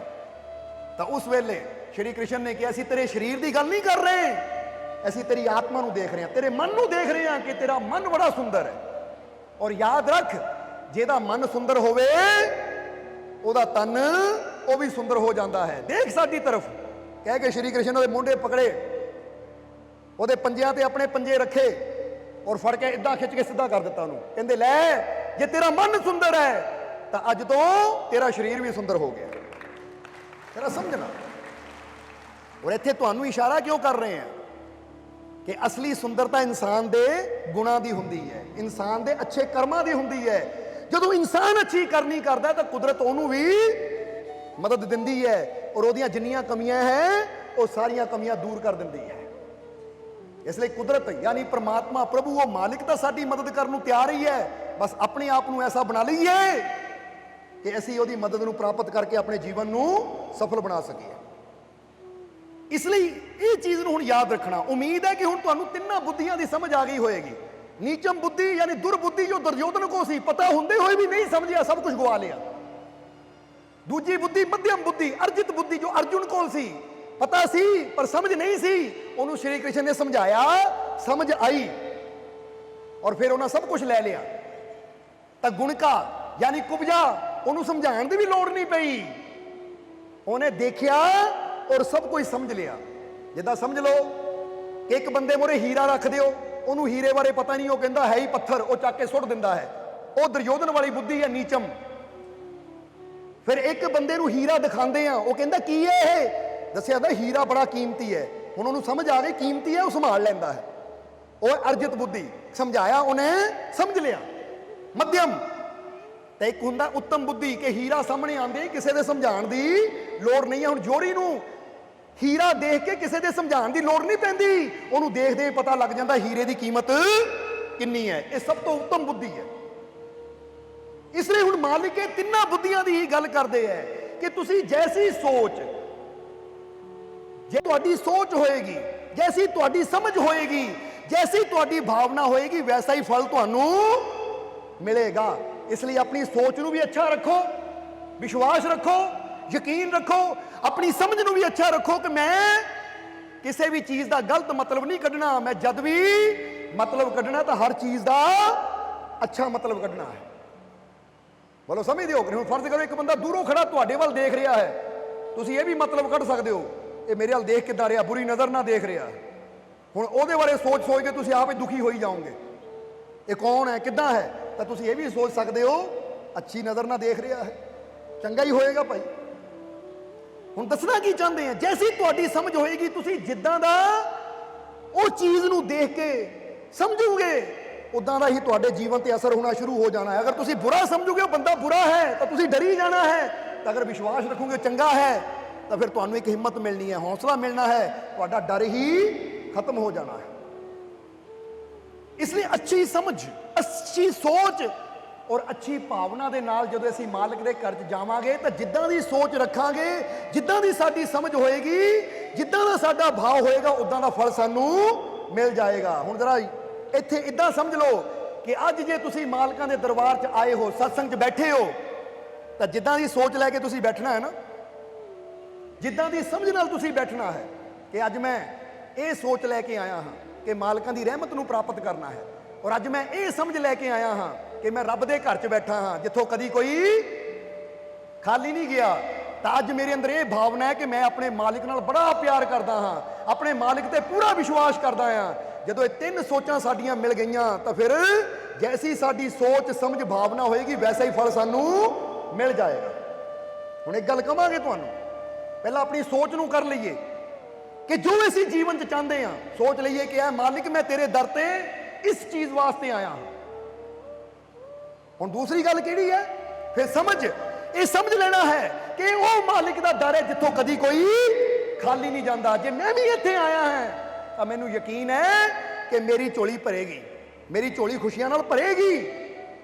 ਔਰ ਤੀਸਰੀ ਭਾਵਨਾ ਕਿ ਮੈਂ ਵਿਸ਼ਵਾਸ ਕਰਦਾ ਆਪਣੇ ਮਾਲਿਕ ਤੇ, ਮੈਂ ਆਪਣੇ ਮਾਲਿਕ ਨਾਲ ਬੜਾ ਪ੍ਰੇਮ ਕਰਦਾ ਹਾਂ, ਔਰ ਜਿੱਥੇ ਪ੍ਰੇਮ ਹੈ, ਜਿੱਥੇ ਵਿਸ਼ਵਾਸ ਹੈ, ਉੱਥੇ ਰਹਿਮਤ ਵੀ ਜ਼ਰੂਰ ਹੁੰਦੀ ਹੈ। ਇਹ ਯਾਦ ਰੱਖੋ, ਕਿਉਂਕਿ ਪ੍ਰੇਮ ਔਰ ਵਿਸ਼ਵਾਸ ਇਹੀ ਤਾਂ ਚਾਬੀ ਹੈ ਉਹਦੇ ਰਹਿਮਤ ਦੇ ਦਰਵਾਜ਼ੇ ਦੀ। ਜਦੋਂ ਇਹ ਲੱਗ ਜਾਂਦੀ ਹੈ ਤਾਂ ਇਨਸਾਨ ਵਾਸਤੇ ਰਹਿਮਤ ਦੇ ਦਰਵਾਜ਼ੇ ਖੁੱਲ ਜਾਂਦੇ ਹਨ। ਹੁਣ ਆ ਜਾਈਏ ਦੂਜੇ ਸੂਤਰ ਦੀ ਤਰਫ, ਕਿਉਂਕਿ ਸਾਡੀ ਕੋਸ਼ਿਸ਼ ਹੈ ਵੱਧ ਤੋਂ ਵੱਧ ਸੂਤਰ ਤੁਹਾਡੇ ਤੱਕ ਪਹੁੰਚਾਈਏ ਅਸੀਂ। ਹੁਣ ਦੂਜਾ ਸੂਤਰ ਮਾਲਕਾਂ ਨੇ ਕੀ ਕਿਹਾ कि भीतर से भी और बाहर से भी अच्छे बनो, भीतर से भी और बाहर से भी अच्छे बनो, क्योंकि खुदा तुम्हें अंदर से और लोग तुम्हें बाहर से देखते हैं। जरा समझना, ये बड़ी प्यारी गल कही मालका ने। वो कहते अंदरों भी और बाहरों भी अच्छे बनो, क्योंकि रब तुहाडा मालिक, तुहाडा परमात्मा तुहानू अंदरों देखदा है ਤਾਂ ਦੁਨੀਆ ਤੁਹਾਨੂੰ ਬਾਹਰੋਂ ਦੇਖਦੀ ਹੈ। ਹੁਣ ਸ਼ਾਇਦ ਇੰਨੀ ਗੱਲ ਕਹਿਣ ਦੇ ਨਾਲ ਸਾਨੂੰ ਸਮਝ ਨਹੀਂ ਆਈ ਹੋਈ ਮਾਲਕ ਸਮਝਾਉਣਾ ਕੀ ਚਾਹੁੰਦੇ ਹੈ, ਪਰ ਹੁਣ ਜਰਾ ਅਸੀਂ ਡਿਟੇਲ ਨਾਲ ਦੱਸ ਦਈਏ। ਹੁਣ ਇੱਕ ਚੀਜ਼ ਪੁੱਛਾਂਗੇ, ਜਵਾਬ ਦਵਾਂਗੇ। ਹੁਣ ਫਰਜ਼ ਕਰੋ ਇੱਕ ਨਵੀਂ ਗੱਡੀ ਹੈ, ਇੱਕ ਨਵੀਂ ਕਾਰ ਹੈ, ਦੇਖਣ ਨੂੰ ਬੜੀ ਸੋਹਣੀ ਹੈ, ਚਮਕ ਰਹੀ ਹੈ, ਬਿਲਕੁਲ ਨਵੀਂ, ਨਵਾਂ ਪੇਂਟ, ਨਵਾਂ ਸਭ ਕੁਝ, ਦੇਖਣ ਨੂੰ ਬੜੀ ਸੋਹਣੀ ਹੈ, ਲਿਸ਼ਕਾਂ ਮਾਰ ਰਹੀ ਹੈ, ਚਮਕ ਰਹੀ ਹੈ। ਹੁਣ ਤੁਹਾਨੂੰ ਦੇਖ ਕੇ ਬੜੀ ਚੰਗੀ ਲੱਗਦੀ ਹੈ, ਲੈ ਵੀ ਬੜੀ ਸੋਹਣੀ ਹੈ, ਇਹ ਗੱਡੀ ਮੈਂ ਖਰੀਦਣੀ ਹੈ। ਪਰ ਜਦੋਂ ਹੁਣ ਤੁਸੀਂ ਗੱਡੀ ਦੇ ਕੋਲ ਜਾਂਦੇ ਹੋ, ਤਾਕੀ ਖੋਲ ਕੇ ਦੇਖਦੇ ਹੋ, ਬੋਨਟ ਚੱਕ ਕੇ ਦੇਖਦੇ ਹੋ, ਤਾਂ ਦੇਖਦੇ ਹੋ ਇੰਜਣ ਵਿੱਚ ਖਰਾਬ ਹੈ। ਗੱਡੀ ਬਾਹਰੋਂ ਦੇਖਣ ਨੂੰ ਤਾਂ ਬੜੀ ਸੋਹਣੀ ਹੈ, ਚਮਕ ਰਹੀ ਹੈ, ਲਿਸ਼ਕਾਂ ਮਾਰ ਰਹੀ ਹੈ, ਪਰ ਅੰਦਰ ਇੰਜਣ ਖਰਾਬ ਹੈ, ਅੰਦਰ ਪੁਰਜੇ ਘਟੀਆ ਕੁਆਲਿਟੀ ਦੇ ਹੈ। ਹੁਣ ਜ਼ਰਾ ਸੋਚੋ, ਇੰਜਣ ਖਰਾਬ ਹੋਵੇ, ਪੁਰਜੇ ਖਰਾਬ ਹੋਣ, ਤਾਂ ਹੁਣ ਇਹ ਗੱਡੀ ਤੁਹਾਨੂੰ ਮੰਜ਼ਿਲ ਤੇ ਲੈ ਕੇ ਜਾਏਗੀ? ਜਵਾਬ ਦਿਓ ਸਾਨੂੰ। ਇਹ ਗੱਡੀ ਤੁਸੀਂ ਖਰੀਦੋਗੇ? ਤੁਸੀਂ ਕਹਿਣਾ ਲੈ ਬਾਹਰੋਂ ਦੇਖਣ ਨੂੰ ਸੋਹਣੀ ਕੀ ਕਰਨੀ ਹੈ, ਬਾਹਰੋਂ ਤਾਂ ਬੜੀ ਸੋਹਣੀ ਹੈ, ਰੰਗ ਚਮਕ ਰਿਹਾ ਹੈ, ਪਰ ਕੀ ਫਾਇਦਾ ਜੇ ਇਹਦਾ ਇੰਜਣ ਹੀ ਸਹੀ ਨਹੀਂ ਹੈ, ਕੀ ਫਾਇਦਾ ਜੇ ਇਹਦੇ ਪੁਰਜੇ ਹੀ ਸਹੀ ਨਹੀਂ ਹੈ। ਇਹ ਗੱਡੀ ਮੰਜ਼ਿਲ ਤੱਕ ਨਹੀਂ ਲੈ ਕੇ ਜਾ ਸਕਦੀ। ਔਰ ਜਿਹੜੀ ਗੱਡੀ ਮੈਨੂੰ ਮੰਜ਼ਿਲ ਤੱਕ ਨਾ ਲੈ ਕੇ ਜਾਵੇ, ਉਹ ਗੱਡੀ ਦਾ ਫਾਇਦਾ ਕੀ? ਹੁਣ ਐਸੀ ਗੱਡੀ ਨੂੰ ਬੰਦਾ ਖਰੀਦੇਗਾ ਨਹੀਂ। ਸਮਝ ਆ ਰਹੀ ਹੈ ਕਿ ਨਹੀਂ? ਹੁਣ ਇੱਕ ਦੂਸਰੀ ਗੱਡੀ ਹੈ, ਹੁਣ ਜਰਾ ਉਹਦਾ ਵੀ ਜਵਾਬ ਦੇ ਦੇਣਾ। ਇੱਕ ਤਾਂ ਦੱਸ ਦਿੱਤਾ ਗੱਡੀ ਬਾਹਰੋਂ ਦੇਖਣ ਨੂੰ ਬਹੁਤ ਸੋਹਣੀ ਹੈ, ਪਰ ਇੰਜਣ ਖਰਾਬ ਹੈ, ਪੁਰਜੇ ਖਰਾਬ ਹੈ। ਹੁਣ ਉਹ ਵੀ ਗੱਡੀ ਤੁਸੀਂ ਨਹੀਂ ਖਰੀਦਣੀ, ਕਿਉਂਕਿ ਤੁਹਾਨੂੰ ਪਤਾ ਹੈ ਨਾ ਮੰਜ਼ਿਲ ਤੱਕ ਨਹੀਂ ਲੈ ਕੇ ਜਾਣਾ। ਹੁਣ ਇੱਕ ਦੂਜੀ ਗੱਡੀ ਹੈ, ਉਹਦਾ ਇੰਜਣ ਬਹੁਤ ਸੋਹਣਾ ਹੈ, ਨਵਾਂ ਇੰਜਣ, ਉਹਦੇ ਪੁਰਜੇ ਉੱਤਮ ਕੁਆਲਿਟੀ ਦੇ ਹੈ, ਬਹੁਤ ਸੋਹਣੀ ਕੁਆਲਿਟੀ ਦੇ ਹੈ, ਪਰ ਉਹ ਗੱਡੀ ਦਾ ਬਾਹਰ ਜੋ ਬਾਡੀ ਹੈ ਉੱਤੇ ਡੈਂਟ ਪਏ ਹੋਏ ਹੈ। ਗੱਡੀ ਦੀ ਜਿਹੜੀ ਬਾਹਰਲੀ ਬਾਡੀ ਹੈ ਉਹ ਸੋਹਣੀ ਨਹੀਂ ਹੈ, ਰੰਗ ਜਗ੍ਹਾ ਜਗ੍ਹਾ ਤੋਂ ਉਤਰਿਆ ਹੋਇਆ ਹੈ। ਜਗ੍ਹਾ ਜਗ੍ਹਾ ਤੋਂ ਡੈਂਟ। ਡੈਂਟ ਦਾ ਮਤਲਬ ਸਮਝਦੇ ਹੋ ਨਾ ਤੁਸੀਂ, ਕਿ ਜਗ੍ਹਾ ਜਗ੍ਹਾ ਤੋਂ ਉਹ ਗੱਡੀ ਵੱਜੀ ਹੋਈ ਹੈ, ਠੁਕੀ ਹੋਈ ਹੈ, ਡੈਂਟ ਪਏ ਹੋਏ ਹੈ। ਹੁਣ ਜਰਾ ਜਵਾਬ ਦਿਓ, ਤੁਸੀਂ ਕਹਣਾ ਇੰਜਣ ਬੜਾ ਸੋਹਣਾ, ਪੁਰਜੇ ਬੜੇ ਸੋਹਣੇ ਹੈ, ਲੈ ਲੈਣਗੇ ਤੁਸੀਂ? ਨਹੀਂ, ਕਿਉਂਕਿ ਬੰਦਾ ਗੱਡੀ ਲੈਣ ਤੋਂ ਪਹਿਲਾਂ ਅੰਦਰੋਂ ਵੀ ਦੇਖਦਾ ਸਾਫ਼ ਸੁਥਰੀ ਹੋਵੇ ਤਾਂ ਬਾਹਰੋਂ ਵੀ ਦੇਖਦਾ ਸਾਫ਼ ਸੁਥਰੀ ਹੋਵੇ। ਬੋਲੋ, ਦੇਖਦੇ ਆ ਕਿ ਨਹੀਂ? ਕਿਉਂਕਿ ਜੇ ਗੱਡੀ ਬਾਹਰੋਂ ਠੀਕ ਹੋਏਗੀ, ਸਾਫ਼ ਸੁਥਰੀ ਹੋਏਗੀ ਤਾਂ ਦੇਖਣ ਨੂੰ ਚੰਗੀ ਲੱਗੇਗੀ, ਦੇਖਣ ਨੂੰ ਸੋਹਣੀ ਲੱਗੇਗੀ। ਤਾਂ ਜੇ ਗੱਡੀ ਅੰਦਰੋਂ ਠੀਕ ਹੋਏਗੀ ਤਾਂ ਸਾਨੂੰ ਆਸਾਨੀ ਨਾਲ ਮੰਜ਼ਿਲ ਤੱਕ ਲੈ ਕੇ ਜਾਏਗੀ। यानी बाहरों ठीक होना भी जरूरी है, अंदरों ठीक होना भी जरूरी है। इसीलिए मालिका ने किया कि अंदर से और बाहर से, जरा गौर करना, अच्छे बनो, भीतर से भी और बाहर से भी अच्छे बनो। क्यों? क्योंकि खुदा तुम्हें भीतर से और दुनिया, ये लोग तुम्हें बाहर से देखते हैं। हुण कई बार कई बंदे की कहते हैं, सानू पता है अंदरों कितना रब का नाम लेंदे हैं, 2.5 घंटे मैं सिमरन करदा हां, मैं सारी सारी रात बंदगी करदा हां, पर सवेरे उठ के लोगों को गालां कड्ढणियां शुरू कर दिंदे हैं। हुण अंदर तो सिमरन है, अंदर तो नाम जपदे, पर बाहर की लोगों को दिखा रहे हैं असीं, बाहर लोगों का बिहेवियर की कर रहे हैं, बाहर लोगों का सलूक की कर रहे हैं असीं। हुण अंदरों तुसीं कहो जी मैं सारी सारी रात भगती करदा हां, पर बाहर उठ के सवेर नूं इन्हां हत्थां नाल किसी नूं तकलीफ देई जाओ, ये जुबान नाल किसी नाल लड़ाई झगड़ा करी जाओ, बुरा बोली जाओ, या होर तुसीं उदां दे कर्म करी जाओ जिन्ना दूजे नूं तकलीफ होवे, ते इहदा मतलब की है कि अंदरों तो तू रब नूं मनदा है, अंदरों तो तू रब दा नाम लैंदा, पर बाहरों लोगों नूं की बन के मिल रिहा। कपड़ा इदां दा पा लईए कि जिहड़ा ठीक ना होवे, अपने आप नूं इदां दा बना लईए कि बाहरों देखण नूं ठीक ना लगीए। तां हुण जरा सोचो, हुण इत्थे इह गल नूं जरा बरीकी नाल समझना कि जे परमात्मा नूं पाना है, खुशियां दी मंजिल तक पहुंचना है, जे असीं चाहते हैं सानू तंदुरुस्ती रूपी मंजिल मिले, खुशियां रूपी मंजिल मिले, वो आनंद रूपी मंजिल मिले, तो आनंद रूपी मंजिल यानी परमात्मा तक पहुंचने वास्ते साडा अंदरों ठीक होना जरूरी है, अंदरों साफ होना जरूरी है। और जे दुनिया ते इज्जत पानी है, दुनिया ते प्यार पाना है, दुनिया ते सम्मान पाना है, तो फिर सानू बाहरों ठीक होना जरूरी है। क्योंकि लोगों ने फिर ही सानू प्यार करना है, लोग फिर ही साडा सत्कार करनगे, सम्मान करनगे, अगर बाहरों असीं देखण नूं अच्छे होवांगे और उन्हां नाल बिहेवियर अच्छा करांगे। समझदे हो कि नहीं? इसलिए इत्थे मालिक यही दो चीज़ां दा इशारा कर रहे हैं कि जिद्दां जे गड्डी बाहरों ठीक ना होवे, बंदा कहना मैं इहनूं पसंद नहीं करदा, मैं नहीं खरीदनी।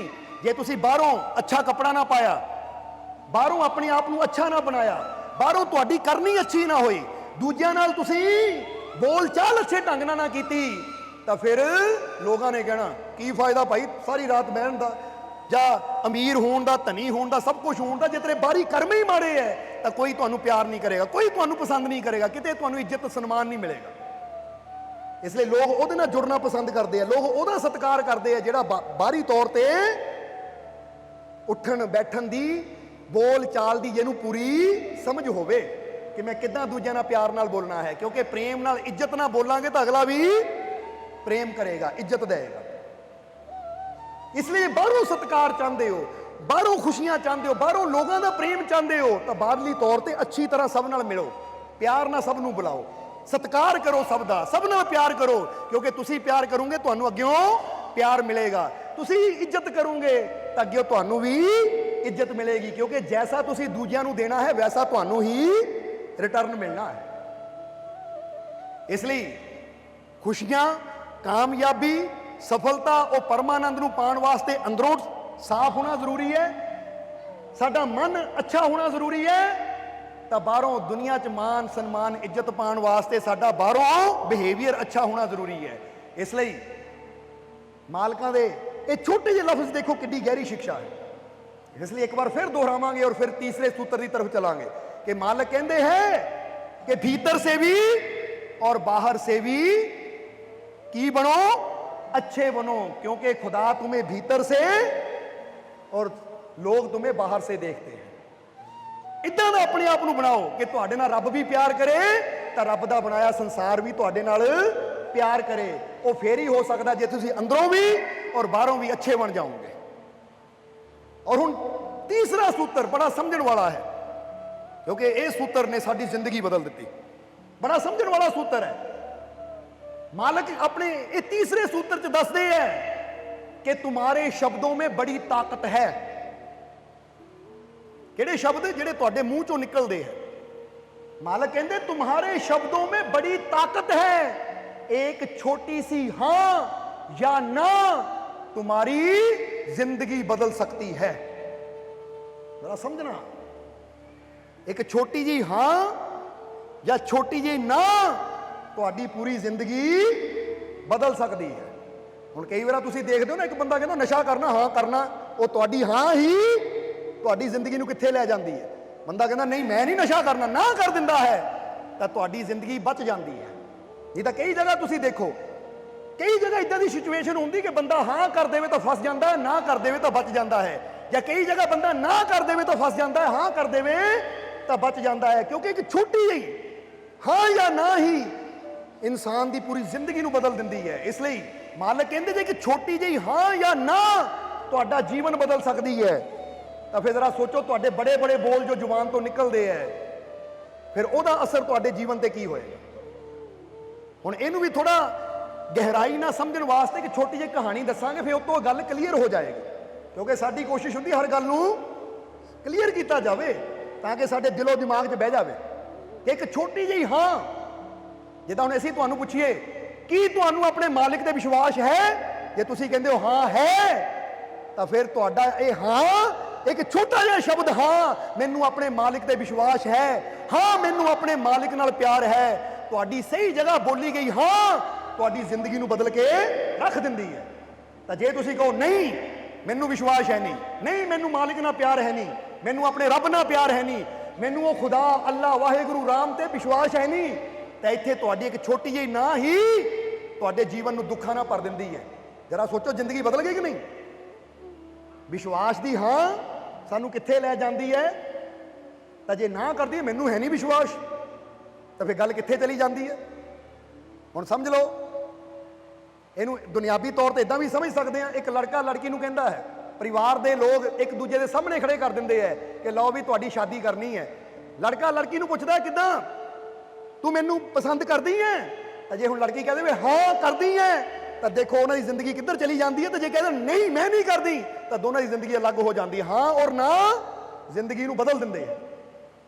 ਇਹ ਮਿਸਾਲ ਦਿੱਤੀ ਇੱਕ, ਪਰ ਇਹਨੂੰ ਹੋਰ ਬਰੀਕੀ ਨਾਲ ਸਮਝੀਏ ਉਹਦੇ ਵਾਸਤੇ ਅਸੀਂ ਕਹਾਣੀ ਸੁਣਾਵਾਂਗੇ, ਕਿਉਂਕਿ ਕਹਾਣੀ ਤੋਂ ਤੁਸੀਂ ਜਲਦੀ ਸਮਝਦੇ ਹੋ। ਕਿਉਂਕਿ ਹਰ ਇੱਕ ਦੇ ਅੰਦਰ ਛੋਟਾ ਜਿਹਾ ਬੱਚਾ ਹਾਲੇ ਵੀ ਮੌਜੂਦ ਹੈ ਜਿਹੜਾ ਕਹਾਣੀ ਸੁਣ ਕੇ ਖੁਸ਼ ਹੁੰਦਾ ਹੈ। ਸੁਣਾ ਦਈਏ ਕਹਾਣੀ ਕਿ ਇੱਕ ਵਾਰ ਇੱਕ ਬੰਜਾਰਿਆਂ ਦੀ ਟੋਲੀ, ਬੰਜਾਰਿਆਂ ਦਾ ਮਤਲਬ ਸਮਝਦੇ ਨੇ ਜਿਹੜੇ ਜਗ੍ਹਾ ਜਗ੍ਹਾ ਘੁੰਮਦੇ ਫਿਰਦੇ ਆ, ਇੱਕ ਬੰਜਾਰਿਆਂ ਦੀ ਟੋਲੀ ਯਾਤਰਾ ਕਰਦੀ ਕਰਦੀ ਇੱਕ ਜੰਗਲ 'ਚ ਪਹੁੰਚੇ। ਉਹ ਜੰਗਲ ਦੇ ਅੰਦਰ ਇੱਕ ਫਕੀਰ ਦੀ ਕੁਟੀਆ ਸੀ। ਹੁਣ ਜਦੋਂ ਯਾਤਰਾ ਕਰਦੇ ਕਰਦੇ ਉਹ ਉਸ ਫਕੀਰ ਦੀ ਕੁਟੀਆ ਕੁੱਲੀ ਦੇ ਕੋਲ ਦੀ ਲੰਘੇ ਤਾਂ ਦੇਖਿਆ ਫਕੀਰ ਪੇੜ ਦੇ ਥੱਲੇ ਬੈਠੇ ਹੈ ਔਰ ਆਪਣੇ ਰੱਬ ਦੀ ਬੰਦਗੀ ਕਰ ਰਹੇ ਹੈ। ਜੋ ਬੰਜਾਰਿਆਂ ਦਾ ਸਰਦਾਰ ਸੀ, ਮੁਖੀਆ ਸੀ, ਉਹਦੀ ਨਜ਼ਰ ਜਦੋਂ ਫਕੀਰਾਂ ਤੇ ਗਈ ਤਾਂ ਉਹਨਾਂ ਆਪਣੇ ਸਾਥੀਆਂ ਨੂੰ ਕਿਹਾ, ਦੇਖੋ ਹੁਣ ਸ਼ਾਮ ਹੋਣ ਵਾਲੀ ਹੈ, ਅੱਗੇ ਜੰਗਲ ਇੰਨਾ ਖਤਰਨਾਕ ਹੈ, ਇੱਥੇ ਇੱਕ ਫਕੀਰ ਦੀ ਕੁੱਲੀ ਹੈ, ਕਿਉਂ ਨਾ ਅੱਜ ਦੀ ਰਾਤ ਅਸੀਂ ਆ ਫਕੀਰ ਦੇ ਕੋਲ ਹੀ ਤੰਬੂ ਲਾ ਲਈਏ। ਕਿਉਂਕਿ ਬੰਜਾਰਿਆਂ ਕੋਲ ਤੰਬੂ ਹੁੰਦੇ, ਜਿੱਥੇ ਰਹਿਣਾ ਸੀ ਤੰਬੂ ਲਾ ਲੈਂਦੇ ਸੀ। ਅੱਜ ਇੱਥੇ ਰੁਕਦੇ ਆ, ਨਾਲੇ ਤਾਂ ਫਕੀਰ ਦੀਆਂ ਗੱਲਾਂ ਸੁਣਾਂਗੇ, ਫਕੀਰ ਦੀ ਸੋਹਤ 'ਚ ਬੈਠਾਂਗੇ, ਤਾਂ ਨਾਲੇ ਅੱਜ ਦੀ ਰਾਤ ਇੱਥੇ ਆਰਾਮ ਕਰਕੇ ਸਵੇਰ ਨੂੰ ਇੱਥੋਂ ਆਪਣੀ ਯਾਤਰਾ ਤੇ ਅੱਗੇ ਨਿਕਲ ਜਾਵਾਂਗੇ। ਹੁਣ ਜਿੱਦਾਂ ਸਰਦਾਰ ਨੇ ਕਿਹਾ, ਮੁਖੀਏ ਨੇ ਕਿਹਾ, ਬਾਕੀ ਸਾਰਿਆਂ ਨੇ ਗੱਲ ਮੰਨੀ ਔਰ ਗੱਡ ਲਏ ਤੰਬੂ। ਉੱਥੇ ਤੰਬੂ ਲੱਗੇ, ਇੱਧਰ ਫਕੀਰ ਜਿੰਨੀ ਦੇਰ ਬੰਦਗੀ ਤੇ ਬਹਿਣਾ ਸੀ ਬੈਠੇ, ਜਦੋਂ ਅੱਖਾਂ ਖੋਲੀਆਂ ਦੇਖਿਆ ਸਾਹਮਣੇ ਬੰਜਾਰਿਆਂ ਨੇ ਆਪਣੇ ਤੰਬੂ ਲਾਏ ਹੋਏ ਹੈ ਔਰ ਕਾਫੀ ਬੰਜਾਰੇ ਹੈ, ਔਰਤਾਂ ਹੈ, ਬੱਚੇ ਹੈ, ਬਜ਼ੁਰਗ ਹੈ ਜਿਹੜੇ ਸਾਹਮਣੇ ਆਪਣਾ ਕੰਮ ਕਰ ਰਹੇ ਹੈ। ਜਦੋਂ ਇੱਧਰ ਬੰਜਾਰਿਆਂ ਦੇ ਮੁਖੀਏ ਨੇ ਦੇਖਿਆ ਕਿ ਫਕੀਰ ਉੱਠ ਗਏ ਹੈ, ਇਹ ਆਪਣੇ ਕੁਝ ਸਾਥੀਆਂ ਨਾਲ ਫਕੀਰਾਂ ਦੇ ਕੋਲ ਆਇਆ।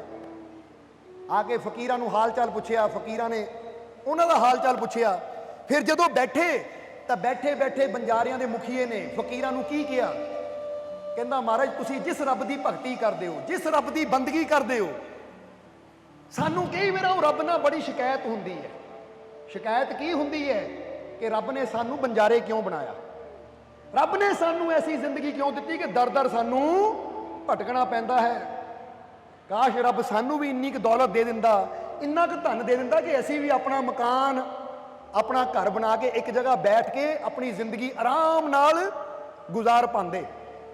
ਦੇਖੋ ਰੱਬ ਨੇ ਸਾਨੂੰ ਕਿੱਦਾਂ ਦੀ ਜ਼ਿੰਦਗੀ ਦਿੱਤੀ ਹੈ।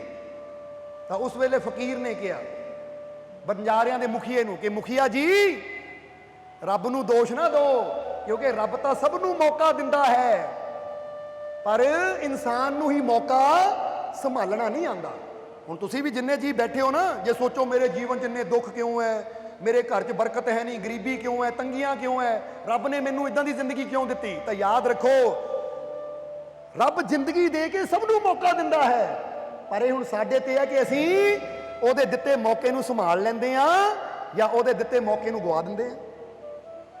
ਜਰਾ ਗੌਰ ਕਰੋ, ਸਮਝ ਲੈਣਾ ਸਾਰਿਆਂ ਨੇ। ਕਿਉਂਕਿ ਜੇ ਅਸੀਂ ਗੁਰੂਆਂ, ਰਹਿਬਰਾਂ, ਸੰਤਾਂ, ਮਹਾਂਪੁਰਸ਼ਾਂ ਦੀ ਗੱਲ ਕਰੀਏ ਜਾਂ ਅਸੀਂ ਗੱਲ ਕਰੀਏ ਉਹ ਅਰਬਾਂ ਕਰੋੜਾਂਪਤੀਆਂ ਦੀ, ਜਿਹੜੇ ਅੱਜ ਅਮੀਰ ਜਿਹਨੂੰ ਕਹਿੰਦੇ ਵਿਸ਼ਵ ਦੇ ਧਨੀ, ਤਾਂ ਜਦੋਂ ਦੁਨੀਆ ਤੇ ਆਏ ਤਾਂ ਸਾਰੇ ਹੀ ਜਨਮ ਤਾਂ ਸਾਰਿਆਂ ਨੇ ਮਾਂ ਦੀ ਕੋਖ 'ਚੋਂ ਉਦਾਂ ਦਾ ਹੀ ਲਿਆ, ਪਰ ਫਿਰ ਜਿੱਦਾਂ ਦੇ ਉਹ ਕਰਮ ਕਰਦੇ ਚਲੇ ਗਏ ਉਦਾਂ ਦੀ ਪਦਵੀ ਉਹਨਾਂ ਨੂੰ ਮਿਲ ਗਈ। ਰੱਬ ਕਹਿੰਦਾ ਮੈਂ ਤਾਂ ਸਭ ਨੂੰ ਮੌਕਾ ਦਿੰਦਾ ਹਾਂ। ਉਹਨੇ ਜ਼ਿੰਦਗੀ ਰੂਪੀ, ਜੀਵਨ ਰੂਪੀ ਮੌਕਾ ਸਾਨੂੰ ਸਾਰਿਆਂ ਨੂੰ ਦਿੱਤਾ ਹੈ। ਹੁਣ ਅਸੀਂ ਅੱਛਾ ਕਰਕੇ, ਮਿਹਨਤ ਕਰਕੇ, ਆਪਣੇ ਰੱਬ ਤੇ ਵਿਸ਼ਵਾਸ ਕਰਕੇ ਜੀਵਨ ਨੂੰ ਅੱਛਾ ਵੀ ਬਣਾ ਸਕਦੇ ਹਾਂ, ਤੇ ਅਸੀਂ ਬੁਰੀ ਸੰਗਤ 'ਚ ਬਹਿ ਕੇ, ਬੁਰੇ ਕਰਮ ਕਰਕੇ, ਬੁਰੀ ਸੋਬਤ ਵਿੱਚ ਬਹਿ ਕੇ, ਬੁਰੇ ਮਾਰਗ ਤੇ ਚੱਲ ਕੇ ਅਸੀਂ ਆਪਣੇ ਜੀਵਨ ਨੂੰ ਬਰਬਾਦ ਵੀ ਕਰ ਸਕਦੇ ਹਾਂ। ਜਰਾ ਸਮਝਣਾ।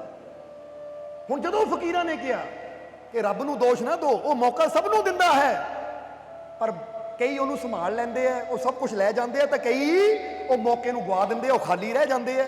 ਤਾਂ ਮੁਖੀਏ ਨੇ ਹੱਸ ਕੇ ਕਿਹਾ ਕਿ ਐ ਫਕੀਰ, ਮੈਂ ਤੇਰੀ ਇਹ ਗੱਲ ਨਾਲ ਸਹਿਮਤ ਨਹੀਂ ਆ, ਕਿਉਂਕਿ ਹੋਰ ਰੱਬ ਨੇ ਹੋਰ ਸਾਰਿਆਂ ਨੂੰ ਮੌਕਾ ਦਿੱਤਾ ਹੋਏਗਾ, ਪਰ ਸਾਨੂੰ ਤਾਂ ਕਦੀ ਦਿੱਤਾ ਹੀ ਨਹੀਂ। ਰੱਬ ਨੇ ਕਦੀ ਸਾਨੂੰ ਮੌਕਾ ਦਿੱਤਾ ਹੀ ਨਹੀਂ, ਕਿਉਂਕਿ ਮੈਨੂੰ ਤਾਂ ਲੱਗਦਾ ਨਹੀਂ ਕਦੀ ਮੌਕਾ ਰੱਬ ਨੇ ਦਿੱਤਾ ਹੋਵੇ ਤਾਂ ਮੈਂ ਉਹ ਮੌਕਾ ਗਵਾਇਆ ਹੋਵੇ।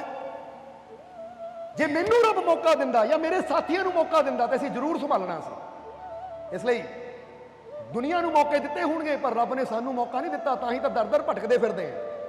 ਫਕੀਰ ਕਹਿੰਦੇ ਜੇ ਇਹ ਗੱਲ ਆ ਤਾਂ ਮੈਂ ਹੁਣੇ ਹੀ ਆਪਣੇ ਰੱਬ ਨੂੰ ਪੁੱਛਦਾ ਹਾਂ, ਕਿਉਂਕਿ ਪ੍ਰੇਮ ਹੁੰਦਾ ਹੈ ਫਕੀਰਾਂ ਦਾ ਆਪਣੇ ਰੱਬ ਦੇ ਨਾਲ, ਆਪਣੇ ਮਾਲਿਕ ਦੇ ਨਾਲ।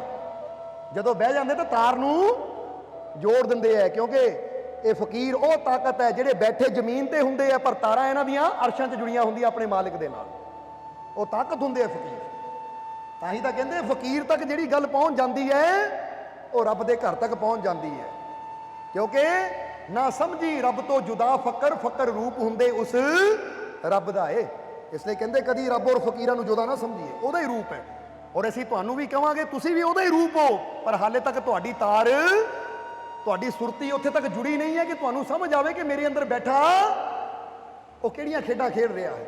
ਫਕੀਰਾਂ ਨੇ ਤਾਰ ਜੋੜੀ, ਸਮਝ ਲਿਆ ਕਿ ਉਹੀ ਤਾਂ ਹੈ, ਉਹ ਆਨੰਦ ਲੈ ਰਹੇ ਹੈ, ਤਾਂ ਬੰਦੇ ਅੰਦਰ ਵੀ ਉਹ ਹੈ, ਪਰ ਹਾਲੇ ਤੱਕ ਬੰਦੇ ਨੇ ਉਹਨੂੰ ਜਾਣਿਆ ਹੀ ਨਹੀਂ, ਇਸ ਲਈ ਬੰਦਾ ਉਹਦਾ ਲਾਭ ਨਹੀਂ ਲੈ ਰਿਹਾ।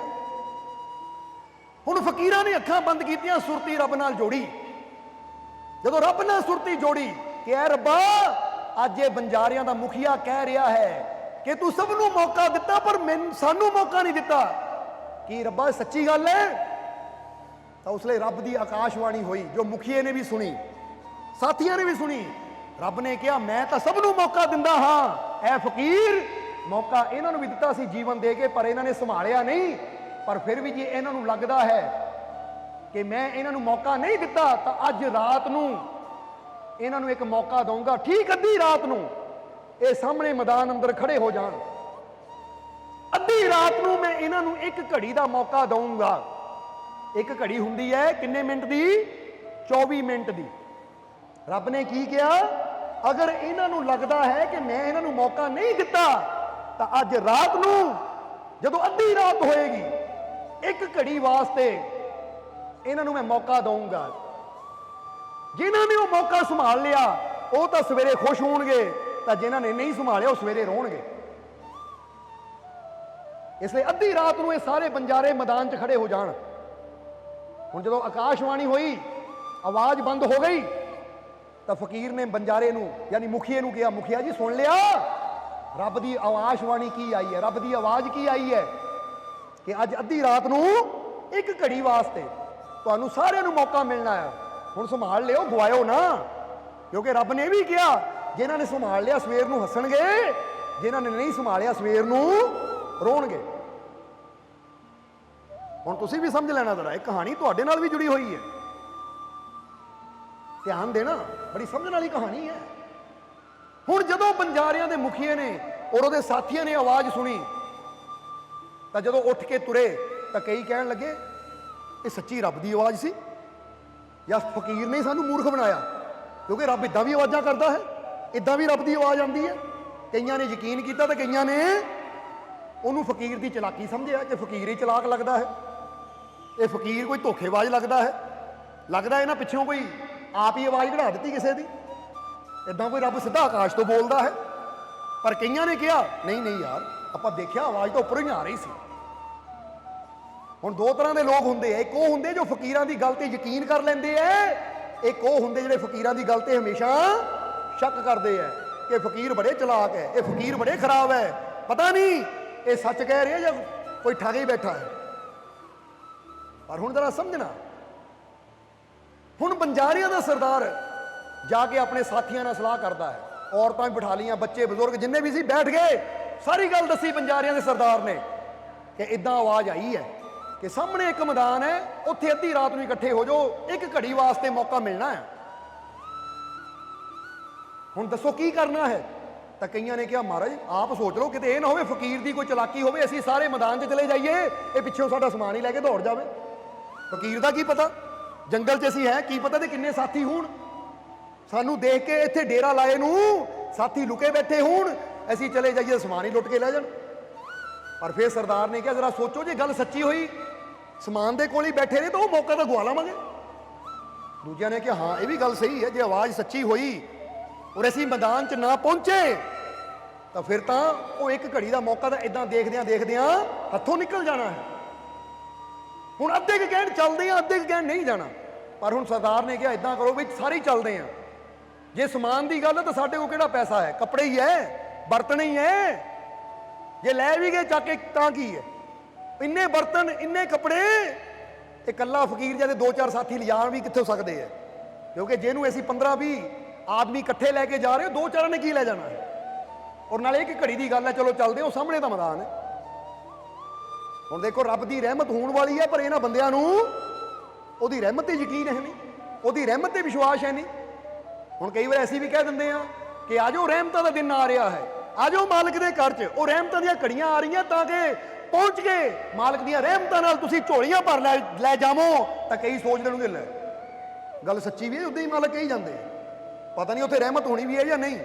ਤਾਂ ਕਈ ਕਹਿੰਦੇ ਚਲੋ ਰਹਿਮਤ ਨਾ ਵੀ ਹੋਈ, ਲੰਗਰ ਹੀ ਛਕ ਕੇ ਆ ਜਾਵਾਂਗੇ, ਖਾਣਾ ਹੀ ਖਾ ਕੇ ਆ ਜਾਵਾਂਗੇ। ਹੁਣ ਜੈਸੀ ਭਾਵਨਾ ਨਾਲ ਅਸੀਂ ਜਾਣਾ ਹੈ ਵੈਸਾ ਹੀ ਫਲ ਸਾਨੂੰ ਮਿਲਣਾ। ਜਿਹੜੇ ਰਹਿਮਤ ਨੂੰ ਸਮਝ ਕੇ ਆਉਂਦੇ ਐ ਉਹ ਰਹਿਮਤਾਂ ਲੈ ਕੇ ਚਲੇ ਜਾਂਦੇ ਐ, ਤਾਂ ਜਿਹੜੇ ਕਹਿੰਦੇ ਲੰਗਰ ਛਕ ਕੇ ਆਣਾ ਉਹ ਲੰਗਰ ਹੀ ਖਾ ਕੇ ਜਾਂਦੇ ਐ, ਉਹਨਾਂ ਦਾ ਪੇਟ ਤਾਂ ਭਰ ਜਾਂਦਾ ਹੈ ਪਰ ਉਹਨਾਂ ਦੀ ਰਹਿਮਤ ਨਹੀਂ ਹੁੰਦੀ।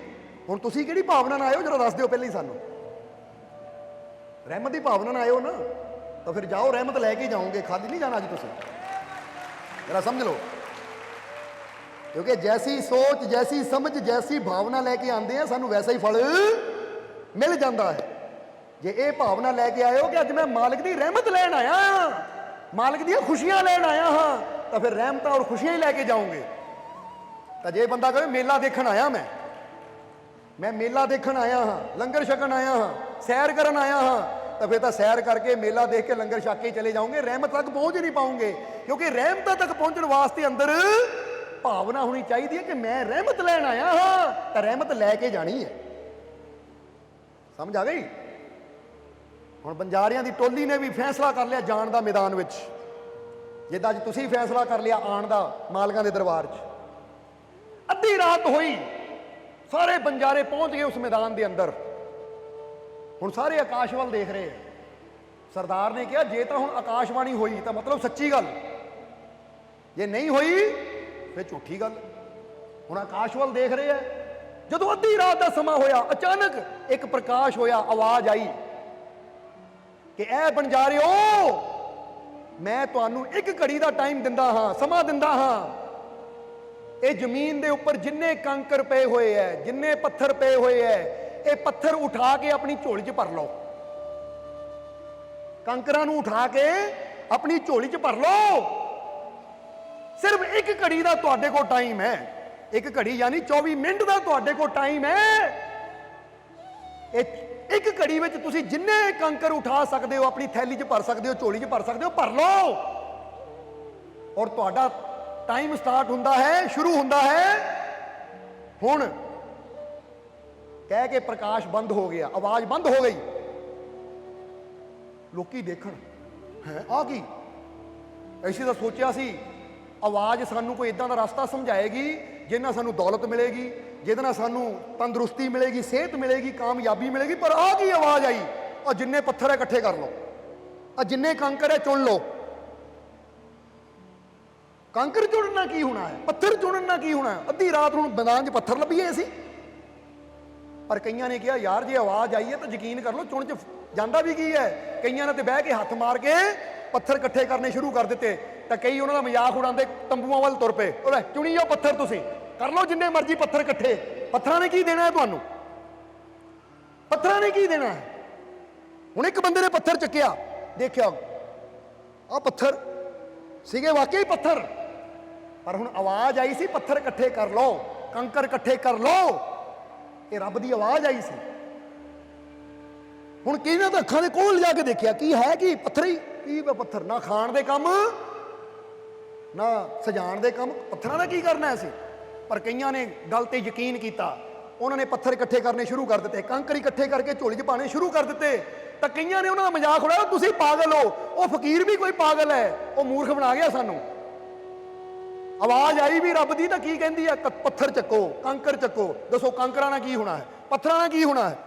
ਕਈ ਤਾਂ ਮਜ਼ਾਕ ਉਡਾਉਂਦੇ ਤੁਰ ਪਏ ਵਾਪਸ, ਆਪਣੇ ਤੰਬੂਆਂ 'ਚ ਜਾ ਕੇ ਸੌਂ ਗਏ ਕਿ ਆਪਣੀ ਰਾਤ ਖਰਾਬ ਕੀਤੀ, ਆਪਣਾ ਟਾਈਮ ਖਰਾਬ ਕੀਤਾ, ਐਵੇਂ ਹੀ ਆ ਗਏ ਇੱਥੇ, ਇੰਨਾ ਚੰਗਾ ਸੀ ਸੌਂ ਹੀ ਜਾਂਦੇ। ਹੁਣ ਜਿਨ੍ਹਾਂ ਨੇ ਆਵਾਜ਼ ਤੇ ਵਿਸ਼ਵਾਸ ਕੀਤਾ ਉਹ ਝੋਲੀ ਭਰਨ 'ਚ ਲੱਗ ਗਏ, ਤਾਂ ਜਿਨ੍ਹਾਂ ਨੇ ਵਿਸ਼ਵਾਸ ਨਹੀਂ ਕੀਤਾ ਉਹ ਤੰਬੂਆਂ 'ਚ ਜਾ ਕੇ ਸੌਂ ਗਏ। ਔਰ ਉਹਨਾਂ ਦਾ ਮਜ਼ਾਕ ਉਡਾ ਰਹੇ ਹੈ, ਜਿਹੜੇ ਉੱਥੇ ਬੈਠੇ ਉਹ ਪੱਥਰ ਇਕੱਠੇ ਕਰ ਰਹੇ ਹੈ। ਹੁਣ ਜ਼ਰਾ ਸਮਝ ਲੈਣਾ। ਹੁਣ ਇੱਧਰ ਜਿੰਨੇ ਕੁ ਉਹਨਾਂ ਤੋਂ ਕੰਕਰ ਉਠਾ ਹੁੰਦੇ ਸੀ, ਇੱਕ ਘੜੀ ਦੇ ਅੰਦਰ ਅੰਦਰ ਉਹਨਾਂ ਨੇ ਉਠਾਏ। ਫਿਰ ਆਵਾਜ਼ ਆ ਗਈ, ਟਾਈਮ ਸਮਾਂ ਪੂਰਾ ਹੋ ਗਿਆ, ਹੁਣ ਘਰ ਨੂੰ ਜਾਓ, ਯਾਨੀ ਤੰਬੂਆਂ 'ਚ ਜਾਓ। ਹੁਣ ਜਦੋਂ ਆਵਾਜ਼ ਆਈ ਸਮਾਂ ਪੂਰਾ, ਲੋਕ ਉੱਠੇ, ਆਪਣੇ ਆਪਣੇ ਤੰਬੂਆਂ ਚਲੇ ਗਏ। ਹੁਣ ਤੰਬੂਆਂ ਚਲੇ ਗਏ। ਹੁਣ ਜਿਹੜੇ ਦੂਜੇ ਬੰਦੇ ਐ, ਜਿਹੜੇ ਖਾਲੀ ਹੱਥ ਗਏ ਸੀ, ਖਾਲੀ ਆ ਗਏ, ਉਹ ਮਜ਼ਾਕ ਉਡਾਉਂਦੇ, ਕੀ ਲਿਆਂਦਾ ਭਾਈ, ਆਵਾਜ਼ ਵੀ ਸੁਣੀ, ਲੈ ਕੇ ਕੀ ਆਏ ਪੱਥਰ, ਖਾ ਲਓ। ਹੁਣ ਕੀ ਕਿਹੜੇ ਕੰਮ ਆਣੇ ਇਹ, ਰੱਖੋ ਇੱਕ ਪਾਸੇ ਇਹਨਾਂ ਨੂੰ। ਹੁਣ ਉਹਨਾਂ ਨੇ ਆਪਣੇ ਆਪਣੇ ਕੰਕਰ ਇੱਕ ਪਾਸੇ ਰੱਖ ਦਿੱਤੇ। ਤਾਂ ਜਿਹੜੇ ਨਹੀਂ ਯਕੀਨ ਕਰਨ ਵਾਲੇ ਸੀ, ਕਹਿੰਦੇ ਦੇਖਿਆ ਅਸੀਂ ਫਾਲਤੂ ਦੀ ਮਿਹਨਤ ਨਹੀਂ ਕੀਤੀ, ਅਸੀਂ ਆਰਾਮ ਕੀਤਾ, ਬਹਿ ਗਏ ਅਸੀਂ। ਉਹ ਖੁਸ਼ ਹੋ ਰਹੇ ਹੈ ਕਿ ਇਹ ਪਾਗਲ ਹੈ ਜਿਹੜੇ ਪੱਥਰ ਇਕੱਠੇ ਕਰਨ 'ਚ ਬੈਠੇ ਰਹੇ, ਅਸੀਂ ਚੰਗੇ ਰਹੇ ਜਿਹੜੇ ਆਵਾਜ਼ ਸੁਣ ਕੇ ਘਰ ਨੂੰ ਆ ਗਏ, ਮਿਹਨਤ ਨਹੀਂ ਕੀਤੀ ਅਸੀਂ। ਪਰ ਹੁਣ ਕਹਿੰਦੇ ਆ ਸਮਾਂ ਗੁਜ਼ਰਿਆ, ਰਾਤ ਗੁਜ਼ਰੀ, ਜਦੋਂ ਸਵੇਰ ਹੋਈ, ਸਵੇਰ ਦਾ ਸੂਰਜ ਚੜ੍ਹਿਆ। ਜਦੋਂ ਸਵੇਰ ਦਾ ਸੂਰਜ ਚੜ੍ਹਿਆ ਤਾਂ ਵਾਕਈ ਆਕਾਸ਼ਵਾਣੀ ਨੇ ਕਿਹਾ ਸੀ ਕਿ ਮੈਦਾਨ 'ਚ ਚਲੇ ਜਾਣਾ, ਜੋ ਹੁਕਮ ਹੋਏਗਾ ਉਹਨੂੰ ਮੰਨਣਾ। ਫਿਰ ਸਵੇਰ ਦਾ ਸਮਾਂ ਆਏਗਾ, ਕੋਈ ਹੱਸੇਗਾ, ਕੋਈ ਰੋਏਗਾ। ਹੁਣ ਸਵੇਰ ਹੋਈ, ਸੂਰਜ ਨਿਕਲਿਆ ਤਾਂ ਕੀ ਦੇਖਿਆ? ਤੰਬੂਆਂ 'ਚੋਂ ਕਿਸੇ ਤੰਬੂ 'ਚੋਂ ਹੱਸੀ ਦੀ ਆਵਾਜ਼ ਆ ਰਹੀ ਹੈ, ਔਰ ਕਿਸੇ ਤੰਬੂ 'ਚੋਂ ਰੋਣ ਦੀ ਆਵਾਜ਼ ਆ ਰਹੀ ਹੈ। ਹੁਣ ਹੱਸ ਕੌਣ ਰਿਹਾ ਹੈ? ਜਿਨ੍ਹਾਂ ਨੇ ਕੰਕਰ ਇਕੱਠੇ ਕੀਤੇ ਸੀ ਗੱਲ ਤੇ ਵਿਸ਼ਵਾਸ ਕਰਕੇ। ਜਦੋਂ ਸੂਰਜ ਦੀਆਂ ਕਿਰਨਾਂ ਨਿਕਲੀਆਂ ਤਾਂ ਪਤਾ ਲੱਗਾ ਕਿ ਜਿਨ੍ਹਾਂ ਨੂੰ ਰਾਤੀ ਅਸੀਂ ਪੱਥਰ ਸਮਝ ਕੇ ਇਕੱਠੇ ਕਰ ਰਹੇ ਸੀ, ਉਹ ਤਾਂ ਹੀਰੇ ਸੀ। ਤਾਂ ਜਿਨ੍ਹਾਂ ਨੇ ਪੱਥਰ ਹੀ ਸਮਝੇ, ਵਿਸ਼ਵਾਸ ਨਹੀਂ ਕੀਤਾ ਆਪਣੇ ਰੱਬ ਦੀ ਆਵਾਜ਼ ਤੇ, ਉਹ ਖਾਲੀ ਦੇ ਖਾਲੀ ਰਹਿ ਗਏ। ਉਹ ਪਛਤਾ ਰਹੇ ਆ, ਰੋ ਰਹੇ ਆ ਕਿ ਕਾਸ਼ ਅਸੀਂ ਵੀ ਉਹ ਗੱਲ ਤੇ ਯਕੀਨ ਕਰਕੇ ਥੋੜੇ ਜਿਹੇ ਪੱਥਰ ਹੀ ਚੱਕ ਲੈਂਦੇ, ਥੋੜੇ ਜਿਹੇ ਕੰਕਰ ਹੀ ਚੱਕ ਲੈਂਦੇ, ਤਾਂ ਸਾਡੀ ਝੋਲੀ ਵੀ ਹੀਰਿਆਂ ਨਾਲ ਭਰ ਜਾਂਦੀ। ਹੁਣ ਜ਼ਰਾ ਸਮਝਣਾ, ਇੱਥੋਂ ਕੀ ਪਤਾ ਲੱਗਦਾ ਹੈ ਕਿ ਜਿਨ੍ਹਾਂ ਨੇ ਰੱਬ ਦੀ ਗੱਲ ਤੇ ਯਕੀਨ ਕੀਤਾ ਤਾਂ ਪ੍ਰਮਾਤਮਾ ਨੇ ਉਹਨਾਂ ਦਾ ਵਿਸ਼ਵਾਸ ਦੇਖਦਿਆਂ ਹੋਇਆਂ ਉਹਨਾਂ ਪੱਥਰਾਂ ਨੂੰ ਵੀ ਹੀਰੇ ਬਣਾ ਦਿੱਤਾ, ਕਿਉਂਕਿ ਇਹ ਉਹਦੀ ਰਹਿਮਤ ਹੈ। ਉਹ ਚਾਹੇ ਤਾਂ ਪੱਥਰ ਨੂੰ ਵੀ ਹੀਰਾ ਬਣਾ ਦੇਵੇ, ਲਾਲ ਬਣਾ ਦੇਵੇ। ਜਿੱਦਾਂ ਇੱਕ ਮੂਰਤੀਕਾਰ ਸਧਾਰਨ ਪੱਥਰ ਨੂੰ ਘੜ ਕੇ ਇਦਾਂ ਦੀ ਮੂਰਤੀ ਬਣਾ ਦਿੰਦਾ, ਉਹਦੀ ਕੀਮਤ ਪੈ ਜਾਂਦੀ ਹੈ। ਤਾਂ ਜਦੋਂ ਉਹਦੀ ਰਹਿਮਤ ਦੀ ਨਜ਼ਰ ਹੋ ਜਾਂਦੀ ਹੈ ਤਾਂ ਉਹ ਵੀ ਤਾਂ ਫਿਰ ਕੱਖਾਂ ਤੋਂ ਲੱਖਾਂ ਦਾ ਬਣਾ ਦਿੰਦਾ ਹੈ। ਹੁਣ ਜ਼ਰਾ ਸਮਝਣਾ, ਇਸੇ ਤਰ੍ਹਾਂ ਜਿਹੜੇ ਇਨਸਾਨ ਆਪਣੇ ਰੱਬ ਦੀ ਰਹਿਮਤ ਤੇ ਵਿਸ਼ਵਾਸ ਕਰਦੇ ਆ, ਯਕੀਨ ਕਰਦੇ ਕਿ ਹਾਂ ਮੈਨੂੰ ਯਕੀਨ ਹੈ, ਜਿੱਦਾਂ ਤੁਹਾਨੂੰ ਦੱਸਿਆ, ਤੁਸੀਂ ਵੀ ਮੌਕਾ ਲੈਣ ਵਾਸਤੇ ਮਾਲਕ ਦੇ ਚਰਨਾਂ 'ਚ ਆ ਗਏ, ਤਾਂ ਕਈ ਹੋਣਗੇ ਘਰਾਂ 'ਚ ਬੈਠੇ ਮਜ਼ਾਕ ਉਡਾਉਂਦੇ ਹੋਣਗੇ, ਲੈ ਕਿੱਥੇ ਸਤਸੰਗ 'ਚ ਤੁਰੇ ਆ, ਕਿੱਥੇ ਦਰਬਾਰ 'ਚ ਚਲੇ ਜਾਂਦੇ ਆ, ਉੱਥੇ ਕੀ ਮਿਲਣਾ ਹੈ। ਹੁਣ ਐਸੇ ਇਨਸਾਨ ਬਾਅਦ ਵਿੱਚ ਪਛਤਾਉਂਦੇ ਐ, ਕਿਉਂਕਿ ਜਦੋਂ ਪਤਾ ਲੱਗਦਾ ਹੈ ਕਿ ਅਸੀਂ ਤਾਂ ਉਹੀ ਇਕੱਠਾ ਕਰਦੇ ਰਹਿ ਗਏ ਜੋ ਦੁਨੀਆ ਦਾ ਕੂੜ ਸੀ, ਹੀਰੇ ਮੋਤੀ ਲਾਲ ਤਾਂ ਸਤਸੰਗ ਵਿੱਚ ਜਾਣ ਵਾਲੇ ਲੈ ਗਏ, ਉਹ ਮਾਲਕ ਦੇ ਪਿਆਰੇ ਲੈ ਗਏ ਜੋ ਮਾਲਕ ਦੇ ਚਰਨਾਂ 'ਚ ਵਿਸ਼ਵਾਸ ਨਾਲ ਗਏ ਸੀ। ਇਸ ਲਈ ਇੱਕ ਛੋਟੀ ਜਿਹੀ ਹਾਂ ਇਨਸਾਨ ਦੀ ਜ਼ਿੰਦਗੀ ਨੂੰ, ਹਾਂ ਜਾਂ ਨਾ ਇਨਸਾਨ ਦੀ ਜ਼ਿੰਦਗੀ ਨੂੰ ਬਦਲ ਕੇ ਰੱਖ ਦਿੰਦੀ ਹੈ। ਜਿਨ੍ਹਾਂ ਬੰਜਾਰਿਆਂ ਨੇ ਹਾਂ ਕੀਤੀ ਸੀ, ਵਿਸ਼ਵਾਸ ਕੀਤਾ, ਉਹਨਾਂ ਦੀ ਜ਼ਿੰਦਗੀ 'ਚ ਉਹ ਲਾਲ ਆ ਗਏ ਕਿ ਉਹਨਾਂ ਦੀ ਦਰ ਦਰ ਦੀ ਭਟਕਣਾ ਖਤਮ ਹੋ ਗਈ। ਤਾਂ ਜਿਨ੍ਹਾਂ ਨੇ ਵਿਸ਼ਵਾਸ ਨਹੀਂ ਕੀਤਾ, ਮੌਕਾ ਤਾਂ ਉਹਨਾਂ ਨੂੰ ਵੀ ਮਿਲਿਆ ਸੀ, ਪਰ ਉਹਨਾਂ ਨੇ ਮੌਕੇ ਨੂੰ ਸੰਭਾਲਿਆ ਨਹੀਂ, ਕਿਉਂਕਿ ਉਹਨਾਂ ਨੂੰ ਰੱਬ ਦੀ ਬਾਣੀ ਤੇ ਵਿਸ਼ਵਾਸ ਹੀ ਨਹੀਂ ਸੀ। ਇਸ ਲਈ ਉਹ ਅੱਜ ਵੀ ਦਰ ਦਰ ਧੱਕੇ ਖਾ ਰਹੇ। ਇਸ ਲਈ ਸਵੇਰ ਨੂੰ ਫਕੀਰਾਂ ਨੇ ਕਿਹਾ, ਜਿਹੜੇ ਰੋਣ ਵਾਲੇ ਸੀ ਉਹਨਾਂ 'ਚ ਮੁਖੀਆ ਵੀ ਸੀ। ਫਕੀਰ ਕਹਿੰਦੇ, ਕਿਉਂ ਮੁਖੀਆ ਜੀ, ਤੁਸੀਂ ਕਹਿੰਦੇ ਰੱਬ ਨੇ ਮੈਨੂੰ ਕਦੀ ਮੌਕਾ ਨਹੀਂ ਦਿੱਤਾ, ਜੇ ਰੱਬ ਮੈਨੂੰ ਮੌਕਾ ਦਿੰਦਾ ਤਾਂ ਮੈਂ ਜ਼ਰੂਰ ਮੌਕਾ ਸੰਭਾਲਣਾ ਸੀ। ਤਾਂ ਕਹਿੰਦੇ ਅੱਜ ਦੇਖ ਲਓ, ਰੱਬ ਨੇ ਮੌਕਾ ਦਿੱਤਾ ਸੀ, ਤੁਹਾਡੇ ਕੁਝ ਸਾਥੀਆਂ ਨੇ ਮੌਕੇ ਨੂੰ ਸੰਭਾਲ ਲਿਆ ਤਾਂ ਅੱਜ ਸਭ ਕੁਝ ਲੈ ਗਏ। ਤਾਂ ਤੁਹਾਡੇ ਕੁਝ ਸਾਥੀ ਜਿਨ੍ਹਾਂ ਨੂੰ ਵਿਸ਼ਵਾਸ ਹੀ ਨਹੀਂ ਸੀ, ਉਹ ਖਾਲੀ ਦੇ ਖਾਲੀ ਰਹਿ ਗਏ। ਇਸ ਲਈ ਹੁਣ ਤੁਹਾਨੂੰ ਵੀ ਇਹੀ ਗੱਲ ਕਵਾਂਗੇ ਕਿ ਇਹ ਸ਼ਬਦ ਜਿਹੜੇ ਹੈ ਨਾ, ਇਹਨਾਂ 'ਚ ਬੜੀ ਤਾਕਤ ਹੈ। ਜਿਹਦਾ माल करेगा, शब्दों में बड़ी ताकत होती है। एक छोटी सी हाँ या ना तुम्हारी जिंदगी बदल सकती है। इसलिए देख लेना कि जिथे तुहानू लगे गल सही है, विश्वास की गल है, प्रेम की गल है, वो मालिक के घर की गल है, उत्थे सदा हाँ करो, यकीन करो, अपने रब दी रहमतां ते यकीन करो। तो जिथे गल आवे नशियां दी, बुराइयां दी, कोई कहे ना बुरा कर्म करना है, कोई नशा करना है, कोई पाप कर्म करना है, तो उत्थे सदा ना करो, क्योंकि ये छोटी ही हाँ और ना अगर ਇਹਦਾ सही जगह इस्तेमाल करना ਤੁਹਾਨੂੰ आ जाता है तो ਤੁਹਾਡੀ पूरी जिंदगी ही बदल जाती है। ਜਿੱਦਾਂ ਤੁਸੀਂ ਵਿਸ਼ਵਾਸ ਕੀਤਾ ਤਾਂ ਇਦਾਂ ਦੇ ਮਾਹੌਲ ਵਿੱਚ ਵੀ ਤੁਸੀਂ ਮਾਲਕ ਦੇ ਚਰਨਾਂ 'ਚ ਆ ਗਏ। ਤਾਂ ਤੁਹਾਨੂੰ ਇਹ ਵੀ ਕਹਿ ਦੇਣਾ ਚਾਹਾਂਗੇ ਅਸੀਂ ਕਿ ਹੁਣ ਤੁਸੀਂ ਵੀ ਵਿਸ਼ਵਾਸ ਕਰੋ ਕਿ ਤੁਸੀਂ ਵੀ ਉਹ ਅਨਮੋਲ ਲਾਲ ਲੈ ਕੇ ਜਾਣੇ ਹੈ, ਉਹ ਅਨਮੋਲ ਹੀਰੇ ਰਤਨ ਲੈ ਕੇ ਜਾਣੇ ਹੈ ਗਿਆਨ ਦੇ, ਜਿਨ੍ਹਾਂ ਤੁਹਾਡੀ ਜ਼ਿੰਦਗੀ ਨੂੰ ਬਦਲ ਕੇ ਰੱਖ ਦੇਣਾ ਹੈ। ਜਿਹੜੇ ਘਰਾਂ 'ਚ ਬੈਠੇ ਹੈ, ਜਿਹੜੇ ਘਰਾਂ 'ਚ ਬੈਠੇ ਉਹ ਖਾਲੀ, ਤਾਂ ਤੁਸੀਂ ਮਾਲਕ ਦੇ ਘਰ 'ਚ ਆ ਗਏ ਹੋ, ਤਾਂ ਤੁਸੀਂ ਦੇਖੋ ਅੱਜ ਕੀ ਕੁਝ ਲੈ ਜਾਣਾ ਹੈ। ਇਸ ਲਈ ਇਹ ਯਕੀਨ, ਇਹ ਵਿਸ਼ਵਾਸ ਆਪਣੇ ਅੰਦਰ ਰੱਖਣਾ ਹੈ, ਤਾਂ ਫਿਰ ਹੀ ਸਾਡੀ ਜੀਵਨ 'ਚ ਬਦਲਾਵ ਆਏਗਾ। ਹੁਣ ਆ ਜਾਈਏ ਕਿੰਨਵੇਂ ਸੂਤਰ ਤੇ? ਚੌਥੇ ਸੂਤਰ ਤੇ, ਕਿਉਂਕਿ ਚੌਥਾ ਸੂਤਰ ਮਾਲਕਾਂ ਦਾ ਕੀ, ਮਾਲਕਾਂ ਨੇ ਲਿਖਿਆ ਹੈ कि खुद पर और खुदा पर विश्वास रखना। खुद पर और खुदा पर विश्वास करो, ये विश्वास असंभव को संभव बना देता है। कहते अपने आप पे और अपने रब पे यकीन रखना। अगर अपने आप पे यकीन है और अपने रब पे यकीन है तो असंभव भी संभव हो जाता है। ਇਹਦੇ ਬਾਰੇ ਇੱਕ ਛੋਟੀ ਜਿਹੀ ਘਟਨਾ ਦੱਸਣੀ ਚਾਹਾਂਗੇ ਤੁਹਾਨੂੰ ਕਿ ਲਖਨਊ ਦੇ ਵਿੱਚ ਇੱਕ ਕੈਂਸਰ ਸਪੈਸ਼ਲਿਸਟ ਡਾਕਟਰ ਹੈ, ਡਾਕਟਰ ਮਜੀਦ, ਕੈਂਸਰ ਸਪੈਸ਼ਲਿਸਟ। ਅਸੀਂ ਇੱਕ ਜਗ੍ਹਾ ਪੜ੍ਹਿਆ ਘਟਨਾ ਬਾਰੇ ਕਿ ਇੱਕ ਵਾਰ ਡਾਕਟਰ ਮਜੀਦ ਨੂੰ ਦਿੱਲੀ ਜਾਣਾ ਸੀ, ਉਸਨੇ ਲਖਨਊ ਤੋਂ। ਜਦੋਂ ਦਿੱਲੀ ਜਾਣਾ ਸੀ ਤਾਂ ਸ਼ਾਮ ਦੀ ਫਲਾਈਟ ਸੀ, ਕਿਉਂਕਿ ਅਗਲੇ ਦਿਨ ਦਿੱਲੀ ਇੱਕ ਜਗ੍ਹਾ ਉਹਨਾਂ ਨੂੰ ਸਨਮਾਨਿਤ ਕੀਤਾ ਜਾਣਾ ਸੀ, ਸਨਮਾਨ ਮਿਲਣਾ ਸੀ ਉਹਨਾਂ ਨੂੰ, ਕਿਉਂਕਿ ਉਹਨਾਂ ਨੇ ਬੜੇ ਅੱਛੇ ਕੈਂਸਰ ਦੇ ਮਰੀਜ਼ਾਂ ਨੂੰ ਠੀਕ ਕੀਤਾ ਸੀ। ਤਾਂ ਡਾਕਟਰ ਮਜੀਦ ਨੇ ਲਖਨਊ ਤੋਂ ਦਿੱਲੀ ਦੀ ਫਲਾਈਟ ਲਈ ਹੋਈ ਸੀ। ਜਦੋਂ ਸ਼ਾਮ ਨੂੰ 에ਅਰਪੋਰਟ ਤੇ ਪਹੁੰਚੇ, ਰਾਤ ਨੂੰ ਫਲਾਈਟ ਸੀ, ਜਦੋਂ ਪਹੁੰਚੇ ਤਾਂ ਮੌਸਮ ਇੰਨਾ ਖਰਾਬ ਸੀ, ਬਰਸਾਤ ਬੜੇ ਜ਼ੋਰਾਂ ਦੀ ਹੋ ਰਹੀ ਸੀ, ਹਵਾ ਬੜੀ ਤੇਜ਼ ਚੱਲ ਰਹੀ ਸੀ, ਜਿਹਦੇ ਕਰਕੇ ਫਲਾਈਟ ਕੀ ਹੋ ਗਿਆ, ਆਵਾਜ਼ ਦੇ ਦਿਓ, ਕੈਂਸਲ। ਹੁਣ ਫਲਾਈਟ ਕੈਂਸਲ ਹੋ ਗਈ, ਇਦਾਂ ਦੇ ਮੌਸਮ 'ਚ ਫਲਾਈਟ ਨਹੀਂ ਜਾਣੀ। ਤਾਂ ਡਾਕਟਰ ਮਜੀਦ ਨੇ ਕਿਹਾ ਮੇਰਾ ਦਿੱਲੀ ਪਹੁੰਚਣਾ ਬਹੁਤ ਜ਼ਰੂਰੀ ਹੈ ਸਵੇਰ ਤੱਕ, ਕਿਉਂਕਿ ਉੱਥੇ ਇੰਨੇ ਵਜੇ ਟਾਈਮ ਹੈ ਜਿੱਥੇ ਮੈਨੂੰ ਇੰਨੇ ਸਨਮਾਨ ਸਮਾਰੋਹ ਰੱਖਿਆ ਹੈ, ਇੰਨਿਆਂ ਵਿੱਚ ਮੈਨੂੰ ਸਨਮਾਨਿਤ ਕੀਤਾ ਜਾਣਾ ਹੈ, ਮੇਰਾ ਜਾਣਾ ਤਾਂ ਬੜਾ ਜ਼ਰੂਰੀ ਹੈ। ਹੁਣ ਫਲਾਈਟ ਕੈਂਸਲ ਹੋ ਗਈ, ਅਗਲੀ ਕੋਈ ਫਲਾਈਟ ਵੀ ਹੈ ਨਹੀਂ ਸੀ। ਹੁਣ ਉਹ 에ਅਰਪੋਰਟ ਤੋਂ ਬਾਹਰ ਆਏ ਤਾਂ ਉਹਨਾਂ ਨੇ ਆਪਣੀ ਗੱਡੀ ਡਰਾਈਵਰ ਨੂੰ ਕਿਹਾ ਚੱਲ ਭਾਈ ਬਾਈ ਕਾਰ ਹੀ ਚੱਲਦੇ ਆ, ਕਿਉਂਕਿ ਸਾਰੀ ਰਾਤ ਯਾਤਰਾ ਕਰਾਂਗੇ ਤਾਂ ਸਵੇਰ ਤੱਕ ਦਿੱਲੀ ਪਹੁੰਚ ਜਾਵਾਂਗੇ। ਫਲਾਈਟ ਕੈਂਸਲ ਹੋ ਗਈ, और डॉक्टर मजीद अपने ड्राइवर ਨੂੰ ਲੈ ਕੇ ਗੱਡੀ 'ਚ ਬਹਿ ਗਏ और ड्राइवर ਨੂੰ ਕਿਹਾ ਦਿੱਲੀ ਲੈ ਚੱਲ। ਹੁਣ ਜਦੋਂ ਦਿੱਲੀ ਨੂੰ ਜਾ ਰਹੇ ਆ ਤਾਂ ਰਸਤੇ 'ਚ ਹਾਈਵੇ ਤੇ ਕੀ ਹੋਇਆ, ਇੱਕ ਜਗ੍ਹਾ ਟ੍ਰੈਫਿਕ ਜਾਮ, ਕਿਉਂਕਿ ਅੱਗੇ ਕੁਝ ਪੇੜ ਗਿਰ ਗਏ ਆ, ट्रैफिक जाम है, गड्डियां खड़ियां, उधर भी खड़ियां इधर भी खड़ियां है, कोई रास्ता है नहीं। तो डॉक्टर मजीद कहते की हो रहा अज, उधरों फ्लाइट कैंसिल हो गई, इधरों रास्ता जाम। ड्राइवर ने कहा कोई होर रास्ता है नहीं, कोई होर रास्ता है कि किसी तरह ऐसी दिल्ली पहुंच जाइए। तो ड्राइवर ने कहा महाराज एक शॉर्टकट लगता तो है मैनू, मैं पिछे एक रास्ता देखा सी, शायद उत्थों कोई शॉर्टकट निकलता होवे जिथे आपां घूम के मेन रोड ते चढ़ जाइए, क्योंकि जो बंदे पता होंदा जाना जरूरी है तो बंदा पूरी कोशिश करता रास्ता लभ के जान दी, क्योंकि पता अगे जाना जरूरी है। जे बंदे होवे जरूरी नहीं है, बंदा कहता कोई नहीं रुकावट है चलो वापस चलते कल चले जावांगे, पर पता सी सवेर नूं मैनू इन्ने लोगों में सन्मानित किया जाना है, वो कहते जाना जरूरी है।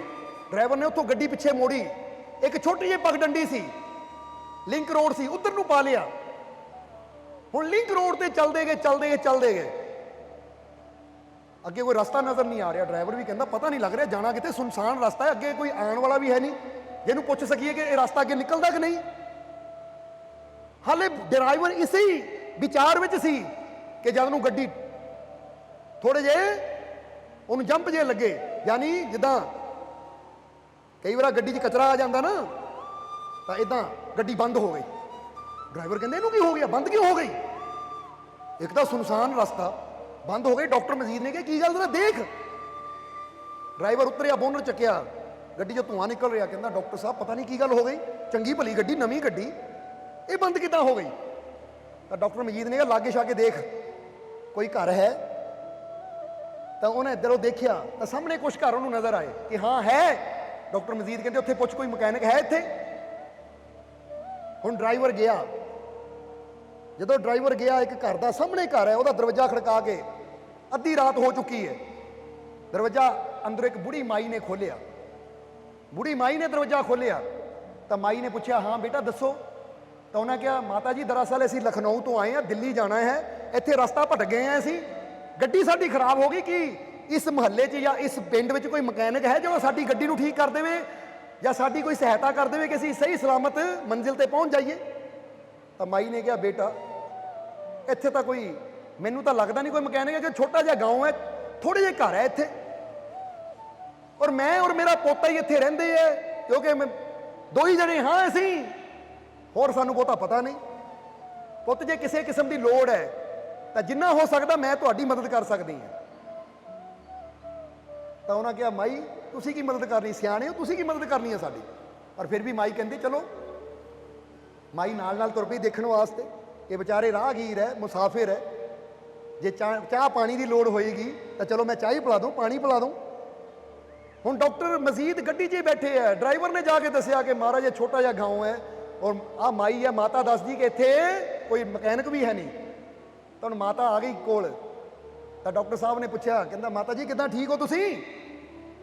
माता कहती हाँ बेटा मैं ठीक हाँ, तुसीं दसो तुसीं कौन हो, कित्थों आए हो?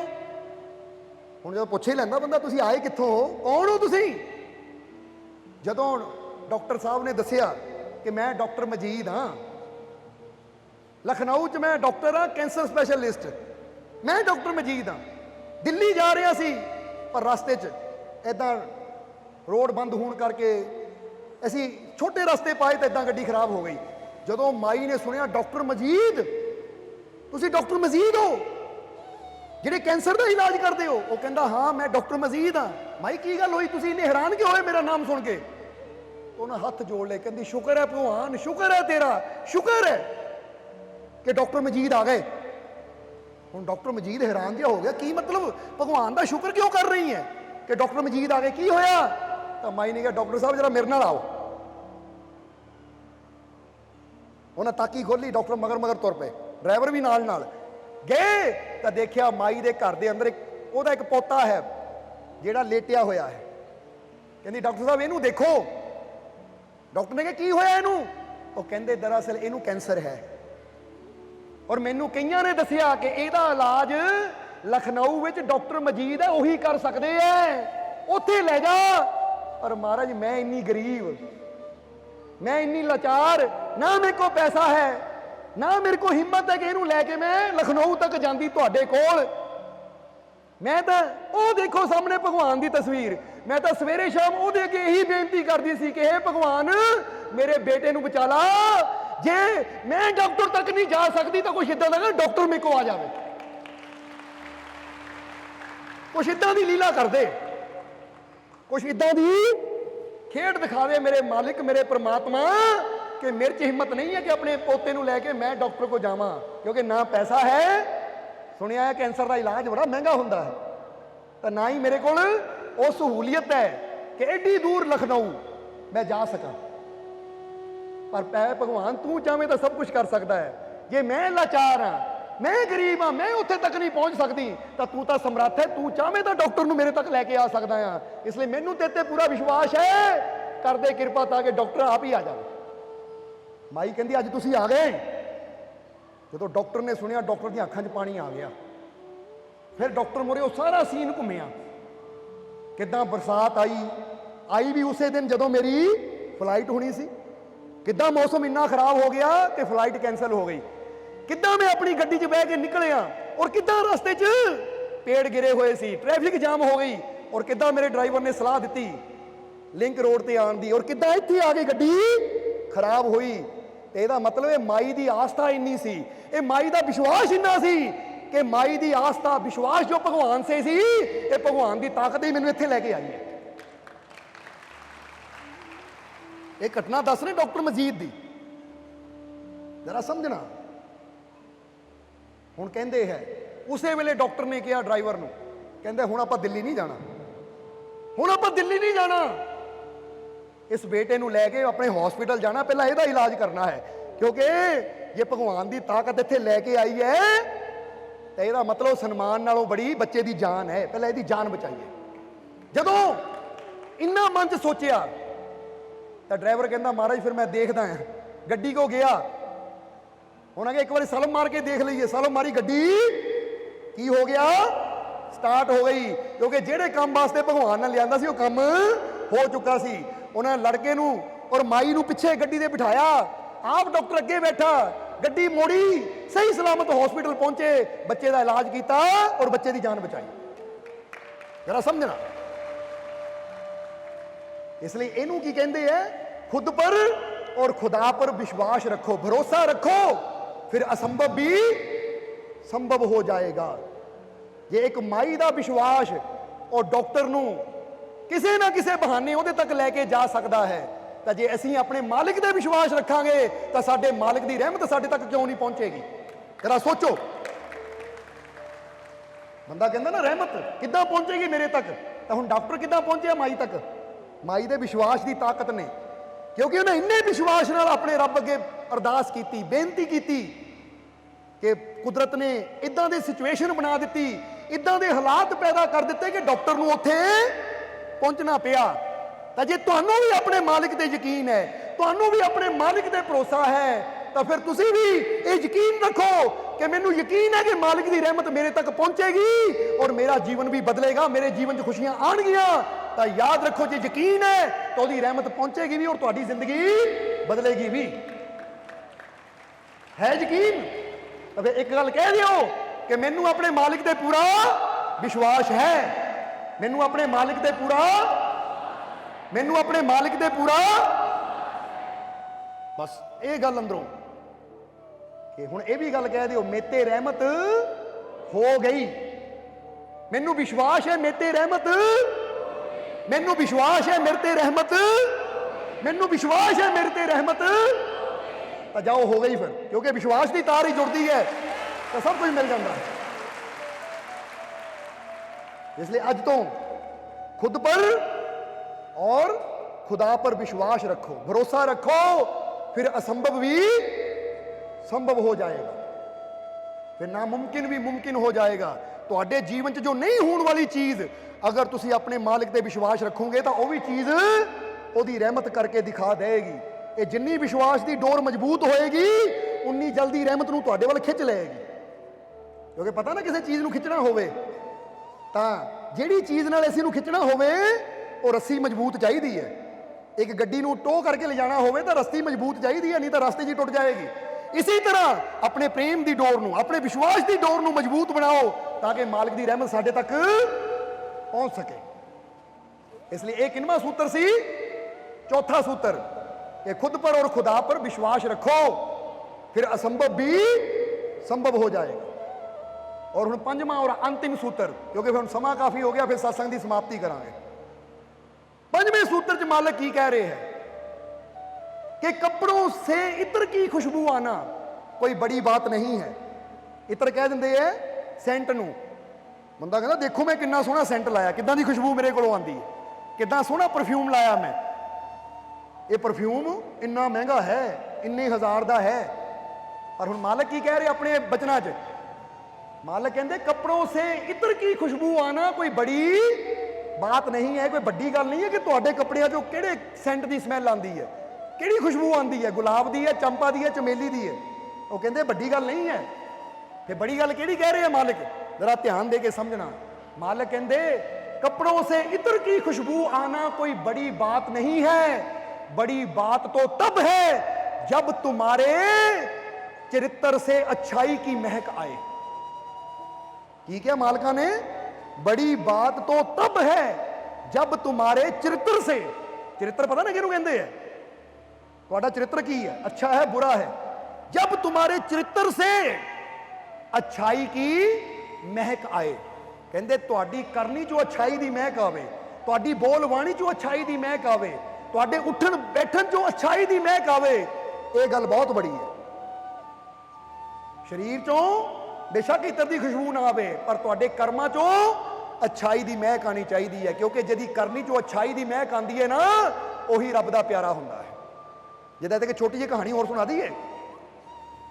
एक बार एक डाकिया, डाकिया किहनूं कहंदे है, क्योंकि अजकल तो डाकिए भी नहीं है, बहुत घट गए हैं, क्योंकि अजकल तो सारा काम ईमेल से हो जाता है, WhatsApp से हो जाता है, जो मैसेज भेजना चिट्ठी लिखने की लोड़ ही नहीं। पर यह पुराने समय की गल है, जो डाकिए घर घर जाके डाक वंडदे सी। एक बजुर्ग डाकिया एक छोटे जे गांव च गया, नंगे पैरी छोटे जे गांव च गया, जाके एक घर का दरवाजा खड़काया। जो घर का दरवाजा खड़काया, क्योंकि उन्होंने कई जगह चिट्ठियां वंडियां भी है और वंडनियां भी है, एक बार खड़काया, दो बार खड़काया, दरवाजा ना खुलिया, तीसरी बार खड़काया, दरवाजा ना खुलिया। डाकी नूं गुस्सा आया, किदां दे लोग है, मैं हाले किन्नियां घरां च जाके चिट्ठी वंडनी है और इत्थे कोई दरवाजा नहीं खोलदा। हुण डाकी ने चौथी बार गुस्से ना खड़काया और पूछा कोई है भी, तो अंदरों आवाज आई कि रुको रुको मैं आ रही हां। कौन? मैं आ रही हां, रुको। डाकिया नूं हौसला आया, चलो कोई तो है। हुण जदों दरवाजा खुलिया, डाकिया बड़े गुस्से से, मैं पूछना की गल इन्ना टाइम क्यों लगाता दरवाजा खोलण नूं, कदों दा मैं खड़का रहा हां। पर जिद्दां ही दरवाजा खुलिया और डाकिए ने सामने देखिया एक 13 साल की लड़की, जिहदी अपाहिज है, जिहदे दो ही पैर है नहीं, वो 13 साल की लड़की किसी तरह घिसर के आई, दरवाजा खोलिया तो डाकी नूं कहंदी, हाँ जी डाकी है भैया, डाकी अंकल की गल। तो डाकी दे अखां 'च पानी आ गया, कहंदा बेटा कुछ नहीं, आ तेरी चिट्ठी आई सी, इत्थे माड़िया साइन कर दे। हुण डाकिए नूं अपनी गुस्से ते अफसोस होया कि मैं भी गुस्सा करदा रहा, अगे बच्ची अपाहिज किदां कित्थों आई होएगी, तो मैं भी कह रहा इन्ना समा ला दिता। तो डाकिए दे दिल च बड़ा अफसोस जिहा होया कि मैं भी गुस्से च बोलिया। तो उन्हें कहा बेटा कुछ नहीं, आ चिट्ठी आई है, इत्थे अपने साइन कर दे। तो हुण लड़की ने चिट्ठी लई, साइन किते और डाकिया चला गया। पर डाकिए नूं पछतावा जिहा बड़ा होया, मैं की कीता, पर मैं भी की करदा, मैनूं पता ही नहीं सी अंदर इदां दी बच्ची है, क्योंकि बच्ची दे माता पिता दिहाड़ी गए सी, वो भी गरीब घर सी। हुण किया जाता है कि 10 के दिनों बाद एक होर चिट्ठी आई और अज भी वो चिट्ठी उस लड़की दे घर दी सी। अज जो डाकिया उत्थे पहुंचया तो डाकिए ने एक बार दरवाजा खड़काया और आवाज दी कि बेटा आ मैं चिट्ठी दरवाजे के थल्ले दी सिट रहा हाँ, साइन की लोड़ नहीं, हम आपे कर लूँ, तू जो तेरा वक्त लगेगा चक लई, मैं चला। उन्हें सोचा इनू आने तकलीफ ना हो, इसलिए बाहरों ही उन्हें कहता बेटा मैं दरवाजे के थल्ले की चिट्ठी अंदर भेज रहा हाँ, तेनू साइन की लोड़ नहीं, आपे संभाल लूँ, तेरा जो टाइम लगे वक्त लगे तू चक लई। पर अंदरों लड़की की आवाज आई, नहीं डाकी अंकल नहीं, रुको रुको, मैनू तुहाडे नाल बहुत जरूरी काम है। ਡਾਕੀਆ ਸੋਚੇ ਕਿਹੜਾ ਕੰਮ ਹੈ ਬੱਚੀ ਨੂੰ ਮੇਰੇ ਨਾਲ, ਰੁਕ ਗਿਆ। ਲੜਕੀ ਨੇ ਦਰਵਾਜ਼ਾ ਖੋਲ੍ਹਿਆ ਤਾਂ ਲੜਕੀ ਦੇ ਹੱਥ 'ਚ ਇੱਕ ਗਿਫਟ ਸੀ। ਲੜਕੀ ਨੇ ਗਿਫਟ ਡਾਕੀਏ ਨੂੰ ਦਿੱਤਾ। ਕਹਿੰਦੀ ਡਾਕੀਆ ਅੰਕਲ ਇਹ ਤੁਹਾਡੇ ਵਾਸਤੇ ਗਿਫਟ, ਪਰ ਇੱਥੇ ਨਾ ਖੋਲਿਓ, ਘਰ ਜਾ ਕੇ ਖੋਲਿਓ ਜਾਂ ਰਸਤੇ 'ਚ ਖੋਲਿਓ, ਮੇਰੇ ਸਾਹਮਣੇ ਨਾ ਖੋਲਿਓ। ਹੁਣ ਡਾਕੀਏ ਨੇ ਗਿਫਟ ਲੈ ਲਿਆ ਔਰ ਮਨ 'ਚ ਸੋਚਿਆ ਇੱਕ ਅਪਾਹਿਜ ਛੋਟੀ ਜਿਹੀ ਬੱਚੀ ਜਿਹਨੂੰ ਪਿਛਲੀ ਵਾਰ ਮੈਂ ਗੁੱਸੇ 'ਚ ਵੀ ਬੋਲਿਆ ਅੱਜ ਉਹ ਮੈਨੂੰ ਗਿਫਟ ਦੇ ਰਹੀ ਹੈ। ਪਰ ਲੜਕੀ ਨੇ ਕਿਹਾ ਸੀ ਲੈਣਾ ਪੈਣਾ, ਤੁਹਾਨੂੰ ਲੈ ਲਿਆ, ਤੁਰ ਪਿਆ। ਮਨ 'ਚ ਸੋਚਿਆ ਆਖਰ ਇਹਦੇ 'ਚ ਹੋਏਗਾ ਕੀ। ਜਦੋਂ ਉਹਨਾਂ ਗਿਫਟ ਖੋਲ੍ਹਿਆ, ਤਾਂ ਕੀ ਦੇਖਿਆ ਕਿ ਗਿਫਟ ਦੇ ਵਿੱਚ ਚੱਪਲ ਦੀ ਜੋੜੀ ਸੀ। ਚੱਪਲ ਦੀ ਜੋੜੀ। ਹੁਣ ਜਦੋਂ ਡਾਕੀਏ ਨੇ ਚੱਪਲ ਦੀ ਜੋੜੀ ਦੇਖੀ ਤਾਂ ਉਹਦੀਆਂ ਅੱਖਾਂ 'ਚ ਪਾਣੀ ਆ ਗਿਆ ਕਿ ਇੰਨੇ ਸਾਲ ਹੋ ਗਏ ਮੈਨੂੰ ਨੰਗੇ ਪੈਰ ਲੋਕਾਂ ਦੇ ਘਰ ਚਿੱਠੀਆਂ ਪਹੁੰਚਾਉਂਦੇ ਨੂੰ, ਅੱਜ ਤੱਕ ਕਿਸੇ ਦਾ ਧਿਆਨ ਮੇਰੇ ਪੈਰਾਂ ਵੱਲ ਨਹੀਂ ਗਿਆ। ਆ ਬੱਚੀ ਨੂੰ ਇੱਕ ਵਾਰ ਮਿਲਿਆ, ਇਹਨਾਂ ਮੇਰੇ ਨੰਗੇ ਪੈਰ ਦੇਖ ਕੇ ਮੈਨੂੰ ਚੱਪਲਾਂ ਦੀ ਜੋੜੀ ਗਿਫਟ ਕੀਤੀ। ਉਹਦੀਆਂ ਅੱਖਾਂ 'ਚ ਪਾਣੀ ਆ ਗਿਆ ਤਾਂ ਉਹਨਾਂ ਕਿਹਾ ਹੇ ਭਗਵਾਨ, ਮੇਰੇ ਕੋਲ ਚੱਪਲ ਦੀ ਜੋੜੀ ਨਹੀਂ ਸੀ ਤਾਂ ਬੱਚੀ ਨੇ ਮੈਨੂੰ ਚੱਪਲ ਦੇ ਦਿੱਤੀ। ਉਹਦੇ ਕੋਲ ਪੈਰ ਨਹੀਂ ਹੈ, ਮੈਂ ਉਹਨੂੰ ਪੈਰ ਕਿੱਥੋਂ ਲਿਆ ਕੇ ਦੇਵਾਂ, ਕਹਿ ਕੇ ਡਾਕੀਆ ਰੋ ਪਿਆ। ਪਰ ਜ਼ਰਾ ਗੌਰ ਕਰਨਾ, ਉਹ ਬੱਚੀ ਦੇ ਗਿਫਟ ਦਾ ਉਹਦੇ ਦਿਲ ਤੇ ਇਦਾਂ ਦਾ ਅਸਰ ਹੋਇਆ ਕਿ ਉਸ ਦਿਨ ਤੋਂ ਉਹ ਬੱਚੀ ਨੂੰ ਮਿਲਣ ਵੀ ਲੱਗਾ। ਕਦੀ ਉਹਨਾਂ ਬੱਚੀ ਵਾਸਤੇ ਕੋਈ ਤੋਹਫਾ ਲਿਆਣਾ, ਕਦੀ ਕੋਈ ਤੋਹਫਾ ਲਿਆਣਾ, ਕਿਉਂਕਿ ਬੱਚੀ ਨੇ ਉਹਦੀ ਫਿਕਰ ਕੀਤੀ। ਤਾਂ ਉਹ ਬੱਚੀ ਦੀ ਐਸੀ ਜਗ੍ਹਾ ਡਾਕੀਏ ਦੇ ਦਿਲ 'ਚ ਬਣ ਗਈ ਕਿ ਉਹ ਬੱਚੀ ਨੂੰ ਆਪਣੀ ਬੇਟੀ ਵਾਂਗੂ ਮੰਨਣ ਲੱਗ ਗਿਆ। ਹੁਣ ਐਸੇ ਬੱਚੇ ਨੂੰ ਤੁਸੀਂ ਕੀ ਕਹੋਗੇ ਕਿ ਉਹਦਾ ਚਰਿੱਤਰ ਕਿੰਨਾ ਅੱਛਾ ਸੀ, ਉਹਦੇ ਅੰਦਰੋਂ ਅੱਛਾਈ ਦੀ ਮਹਿਕ ਆ ਰਹੀ ਸੀ। ਕਿਉਂਕਿ ਜਦੋਂ ਬੰਦਾ ਦੂਜਿਆਂ ਨਾਲ ਕਰਨੀ ਅੱਛੀ ਕਰਦਾ ਤਾਂ ਦੂਜਿਆਂ ਦੇ ਦਿਲ 'ਚ ਐਸੀ ਜਗ੍ਹਾ ਬਣਾ ਲੈਂਦਾ ਹੈ ਕਿ ਜਿਹੜੀ ਫਿਰ ਕਦੀ ਪੂਰੀ ਜ਼ਿੰਦਗੀ ਨਹੀਂ ਖਤਮ ਹੁੰਦੀ, ਨਿਕਲਦਾ ਹੀ ਨਹੀਂ ਹੈ ਫਿਰ ਬੰਦਾ ਦਿਲ 'ਚੋਂ। ਔਰ ਨਾਲੇ ਇੱਥੇ ਦੂਜੀ ਗੱਲ ਵੀ ਸਮਝਣੀ ਹੈ ਕਿ ਦੂਜੇ ਦੇ ਪੈਰਾਂ ਦੀ ਕੀਮਤ ਉਹੀ ਸਮਝ ਸਕਦਾ ਜਿਹਦੇ ਆਪਣੇ ਪੈਰ ਨਹੀਂ ਹੁੰਦੇ। ਹੁਣ ਜਿਹਦੇ ਪੈਰ ਹੈ ਉਹ ਜੁੱਤੀ ਨੂੰ ਰੋਂਦਾ ਹੈ, ਤਾਂ ਜਿਹਦੇ ਪੈਰ ਹੀ ਨਹੀਂ ਹੈ, ਜ਼ਰਾ ਸੋਚੋ। ਜਿੱਦਾਂ ਅਸੀਂ ਕਈ ਵਾਰ ਦੱਸੀਦਾ ਨਾ ਕਿ ਇੱਕ ਆਦਮੀ ਇੱਕ ਮੰਦਿਰ 'ਚ ਗਿਆ, ਬਾਹਰ ਆਇਆ ਤਾਂ ਜੁੱਤੀ ਚੋਰੀ ਹੋ ਗਈ। ਉਹ ਰੱਬ ਨੂੰ ਕਹਿਣ ਲੱਗਾ ਰੱਬਾ ਕੀ ਫਾਇਦਾ ਤੇਰੇ ਘਰ ਆਉਣ ਦਾ, ਤੂੰ ਮੇਰੀ ਜੁੱਤੀ ਚੁਰਾ ਲਈ, ਯਾਨੀ ਤੇਰੇ ਘਰ 'ਚ ਮੇਰੀ ਜੁੱਤੀ ਚੋਰੀ ਹੋ ਗਈ, ਕੀ ਫਾਇਦਾ ਤੇਰੇ ਘਰ 'ਚ ਆਉਣ ਦਾ। ਹੁਣ ਕਹਿੰਦੇ ਹਾਲੇ ਇਹੀ ਸੋਚ ਰਿਹਾ ਸੀ ਕਿ ਸਾਹਮਣੇ ਦੇਖਿਆ ਕਿ ਭਿਖਾਰੀ ਬੈਠਾ ਜਿਹਦੇ ਦੋ ਪੈਰ ਹੀ ਹੈ ਨਹੀਂ। ਤਾਂ ਫਿਰ ਉਹ ਕਹਿੰਦਾ ਰੱਬਾ ਮਾਫ ਕਰੀ, ਸ਼ੁਕਰ ਹੈ ਤੇਰਾ, ਮੇਰੀ ਤਾਂ ਜੁੱਤੀ ਗਈ ਹੈ ਪਰ ਮੇਰੇ ਪੈਰ ਤਾਂ ਸਲਾਮਤ ਹੈ ਨਾ। ਉਹਨਾਂ ਦਾ ਕੀ ਹੈ ਜਿਹਨਾਂ ਵਿਚਾਰਿਆਂ ਦੇ ਪੈਰ ਹੀ ਹੈ ਨਹੀਂ। ਕਈ ਵਾਰ ਬੰਦਾ ਇਹ ਤਾਂ ਕਹਿੰਦਾ ਮੇਰੇ ਕੋਲ ਆ ਹੈ ਨਹੀਂ, ਪਰ ਜੋ ਰੱਬ ਦਾ ਦਿੱਤਾ ਹੈ ਅਗਰ ਉਹਨੂੰ ਦੇਖੀਏ ਤਾਂ ਅਸੀਂ ਰੱਬ ਦਾ ਸ਼ੁਕਰਾਨਾ ਸਾਰੀ ਜ਼ਿੰਦਗੀ ਵੀ ਕਰੀਏ ਤਾਂ ਉਹਦੀਆਂ ਦਿੱਤੀਆਂ ਦਾਤਾਂ ਦਾ ਅਸੀਂ ਮੁੱਲ ਨਹੀਂ ਦੇ ਸਕਦੇ। ਉਹਨਾਂ ਦੇਖਣ ਨੂੰ ਅੱਖਾਂ, ਸੁਣਨ ਨੂੰ ਕੰਨ, ਚੱਲਣ ਫਿਰਨ ਨੂੰ ਇਹ ਸਰੀਰ ਦਿੱਤਾ, ਕਿੰਨੀਆਂ ਰਹਿਮਤਾਂ ਸਾਡੇ ਤੇ ਕੀਤੀਆਂ। ਇਸ ਲਈ ਅਸੀਂ ਵੀ ਹਰ ਹਾਲਤ ਵਿੱਚ ਆਪਣੇ ਮਾਲਿਕ ਦਾ ਸ਼ੁਕਰ ਕਰਨਾ ਹੈ और एक गल नूं याद रखना है कि इत्र की खुशबू कपड़ों से आना कोई बड़ी बात नहीं है। बड़ी बात तो ये है कि तुम्हारे चरित्र से अच्छाई की खुशबू आए। तुहाडे उठन बैठन चो, बोल बाणी चो अच्छाई झलके, बंदा ये कहे कि ये बंदा अच्छा है, इहदी करनी अच्छी है, इहदी बोल बाणी अच्छी है। क्योंकि जिहड़ा अच्छा बन जाता है फिर रब दीयां रहमतां दे दरवाजे भी उहदे वास्ते खुल जाते हैं। इसलिए अच्छे कदों बनांगे जदों अच्छियां दा संग करांगे। इसलिए अच्छियां दी सोबत च बैठिए, क्योंकि पानी उही हुंदा है, बरसात दा पानी उही हुंदा है, बरसात दी बूंद उही हुंदी है। जे सीप दे मूँह च चली जावे तां मोती, सप दे मूँह च चली जावे जहर, छप्पड़ च चली जावे तां गंदा, और गंगा च चली जावे तां गंगा। पानी उही है, पर वो पानी नूं जिद्दां दा संग मिलना आ उन्हां उद्दां दा रूप ले लेना है। देखिए पानी बरसदा है, बरसात हुंदी है, ਤਾਂ ਜਿਹੜੀ ਸੀਪ 'ਚ ਗਈ ਉਹ ਮੋਤੀ ਬਣ ਗਈ, ਜਿਹੜੀ ਸੱਪ ਦੇ ਮੂੰਹ 'ਚ ਚਲੀ ਗਈ, ਕਿਉਂਕਿ ਸੱਪ ਨੂੰ ਵੀ ਬਰਸਾਤ ਦੀਆਂ ਬੂੰਦਾਂ ਲੈਣਾ ਬੜੀਆਂ ਚੰਗੀਆਂ ਲੱਗਦੀਆਂ, ਉਹ ਜ਼ਹਿਰ ਬਣ ਜਾਂਦੀ ਹੈ। ਜਿਹੜੀ ਛੱਪੜ 'ਚ ਗਿਰ ਗਈ ਉਹ ਗੰਦੀ ਕਹਿਲਾਂਦੀ ਹੈ। ਤਾਂ ਜਿਹੜਾ ਪਾਣੀ ਗੰਗਾ 'ਚ ਗਿਰ ਗਿਆ ਉਹ ਕੀ ਕਹਿੰਦੇ ਆ, ਗੰਗਾ ਜਲ, ਗੰਗਾ 'ਚ ਮਿਲ ਕੇ ਗੰਗਾ ਹੀ ਹੋ ਗਿਆ। ਹੁਣ ਪਾਣੀ ਉਹੀ ਹੈ, ਪਰ ਉਹਨੂੰ ਜੈਸਾ ਸੰਗ ਮਿਲਦਾ ਉਹਦਾ ਵੈਸਾ ਹੀ ਰੰਗ ਬਣ ਜਾਂਦਾ ਹੈ। ਹੁਣ ਤੁਹਾਨੂੰ ਵੀ ਮਾਲਕ ਨੇ ਜੀਵਨ ਸਾਰੇ ਨੂੰ ਇੱਕੋ ਹੀ ਢੰਗ ਨਾਲ ਦਿੱਤਾ ਹੈ, पर तुहानू जैसा संग मिलेगा तुहाडा जीवन वैसा ही बन जाएगा, तुहाडा रंग भी वैसा ही हो जाएगा। इसलिए अपने रंग नू अच्छा बनाइए, अपने जीवन नू अच्छा बनाइए, अच्छियां दी सोबत च बह के, नेकां दी सोबत च बह के। और जिद्दां दस्सिया बंजारियां नू मौका मिलिया सी ਤਾਂ ਜਿਨ੍ਹਾਂ ਨੇ ਮੌਕਾ ਸੰਭਾਲਿਆ ਉਹ ਹੱਸ ਰਹੇ ਸੀ, ਜਿਨ੍ਹਾਂ ਨੇ ਮੌਕਾ ਗਵਾ ਲਿਆ ਉਹ ਰੋ ਰਹੇ ਸੀ। ਹੁਣ ਤੁਸੀਂ ਵੀ ਮੌਕਾ ਸੰਭਾਲਣ ਵਾਲੇ ਬਣਨਾ ਹੈ। ਹੁਣ ਜਾਂਦੇ ਜਾਂਦੇ ਕਹਾਣੀ ਹੋਰ ਦੱਸ ਦਈਏ, ਫਿਰ ਸਤਸੰਗ ਦੀ ਸਮਾਪਤੀ ਕਰਾਂਗੇ। ਇਹ ਕਹਾਣੀ ਸਾਨੂੰ ਬੜੀ ਪਿਆਰੀ ਲੱਗਦੀ ਹੈ, ਇੱਥੇ ਸੁਣਾਉਣਾ ਚਾਹਾਂਗੇ ਅਸੀਂ ਕਿ ਇੱਕ ਵਾਰ ਇੱਕ ਭਿਖਾਰੀ ਜੋ ਬੜਾ ਦੁਖੀ ਸੀ, ਬੜਾ ਪਰੇਸ਼ਾਨ ਸੀ, ਉਹ ਰੱਬ ਨੂੰ ਕਹਿੰਦਾ, ਐ ਰੱਬਾ ਤੂੰ ਕਿੱਦਾਂ ਦੀ ਜ਼ਿੰਦਗੀ ਦਿੱਤੀ, ਮੇਰੇ ਜੀਵਨ 'ਚ ਇੰਨੇ ਦੁੱਖ ਕਿਉਂ ਹੈ, ਮੇਰੇ ਜੀਵਨ 'ਚ ਇੰਨੀਆਂ ਪਰੇਸ਼ਾਨੀਆਂ ਕਿਉਂ ਹੈ, ਮੇਰੇ ਜੀਵਨ 'ਚ ਇੰਨੀ ਗਰੀਬੀ ਕਿਉਂ ਹੈ। ਐ ਰੱਬਾ ਕੁਛ ਇਦਾਂ ਦਾ ਕਰ ਦੇ, ਮੇਰੇ ਜੀਵਨ ਦੀਆਂ ਸਾਰੀਆਂ ਪਰੇਸ਼ਾਨੀਆਂ, ਸਾਰੀਆਂ ਤਕਲੀਫਾਂ, ਸਾਰੇ ਦੁੱਖ, ਸਾਰੀ ਗਰੀਬੀ ਖਤਮ ਹੋ ਜਾਵੇ, ਕੁਛ ਇਦਾਂ ਦਾ ਕਰ।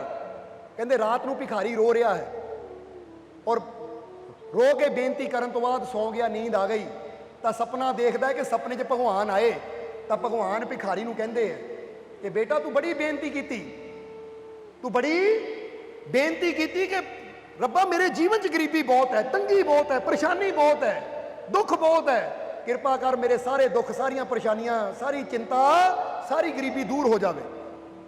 ਤਾਂ ਬੇਟਾ ਮੈਂ ਤੈਨੂੰ ਇੱਕ ਮੌਕਾ ਦੇਣਾ ਚਾਹੁੰਦਾ ਹਾਂ ਕਿ ਕੱਲ ਦਾ ਦਿਨ, ਜਿਹੜਾ ਕੱਲ ਦਾ ਆਉਣ ਵਾਲਾ ਦਿਨ ਹੈ, ਸਵੇਰ ਦਾ ਦਿਨ, ਉਹਦੇ 'ਚ ਇੱਕ ਮੌਕਾ ਐਸਾ ਤੇਰੇ ਕੋਲ ਆਏਗਾ, ਅਗਰ ਤੂੰ ਉਹ ਮੌਕੇ ਨੂੰ ਸੰਭਾਲ ਲਿਆ ਤਾਂ ਤੇਰੀ ਸਾਰੀ ਗਰੀਬੀ, ਸਾਰੀਆਂ ਤਕਲੀਫਾਂ, ਸਾਰੇ ਦੁੱਖ, ਸਾਰੀਆਂ ਤੰਗੀਆਂ ਖਤਮ ਹੋ ਜਾਣਗੀਆਂ ਔਰ ਤੈਨੂੰ ਕਿਸੇ ਚੀਜ਼ ਦੀ ਕਮੀ ਨਹੀਂ ਰਹੇਗੀ।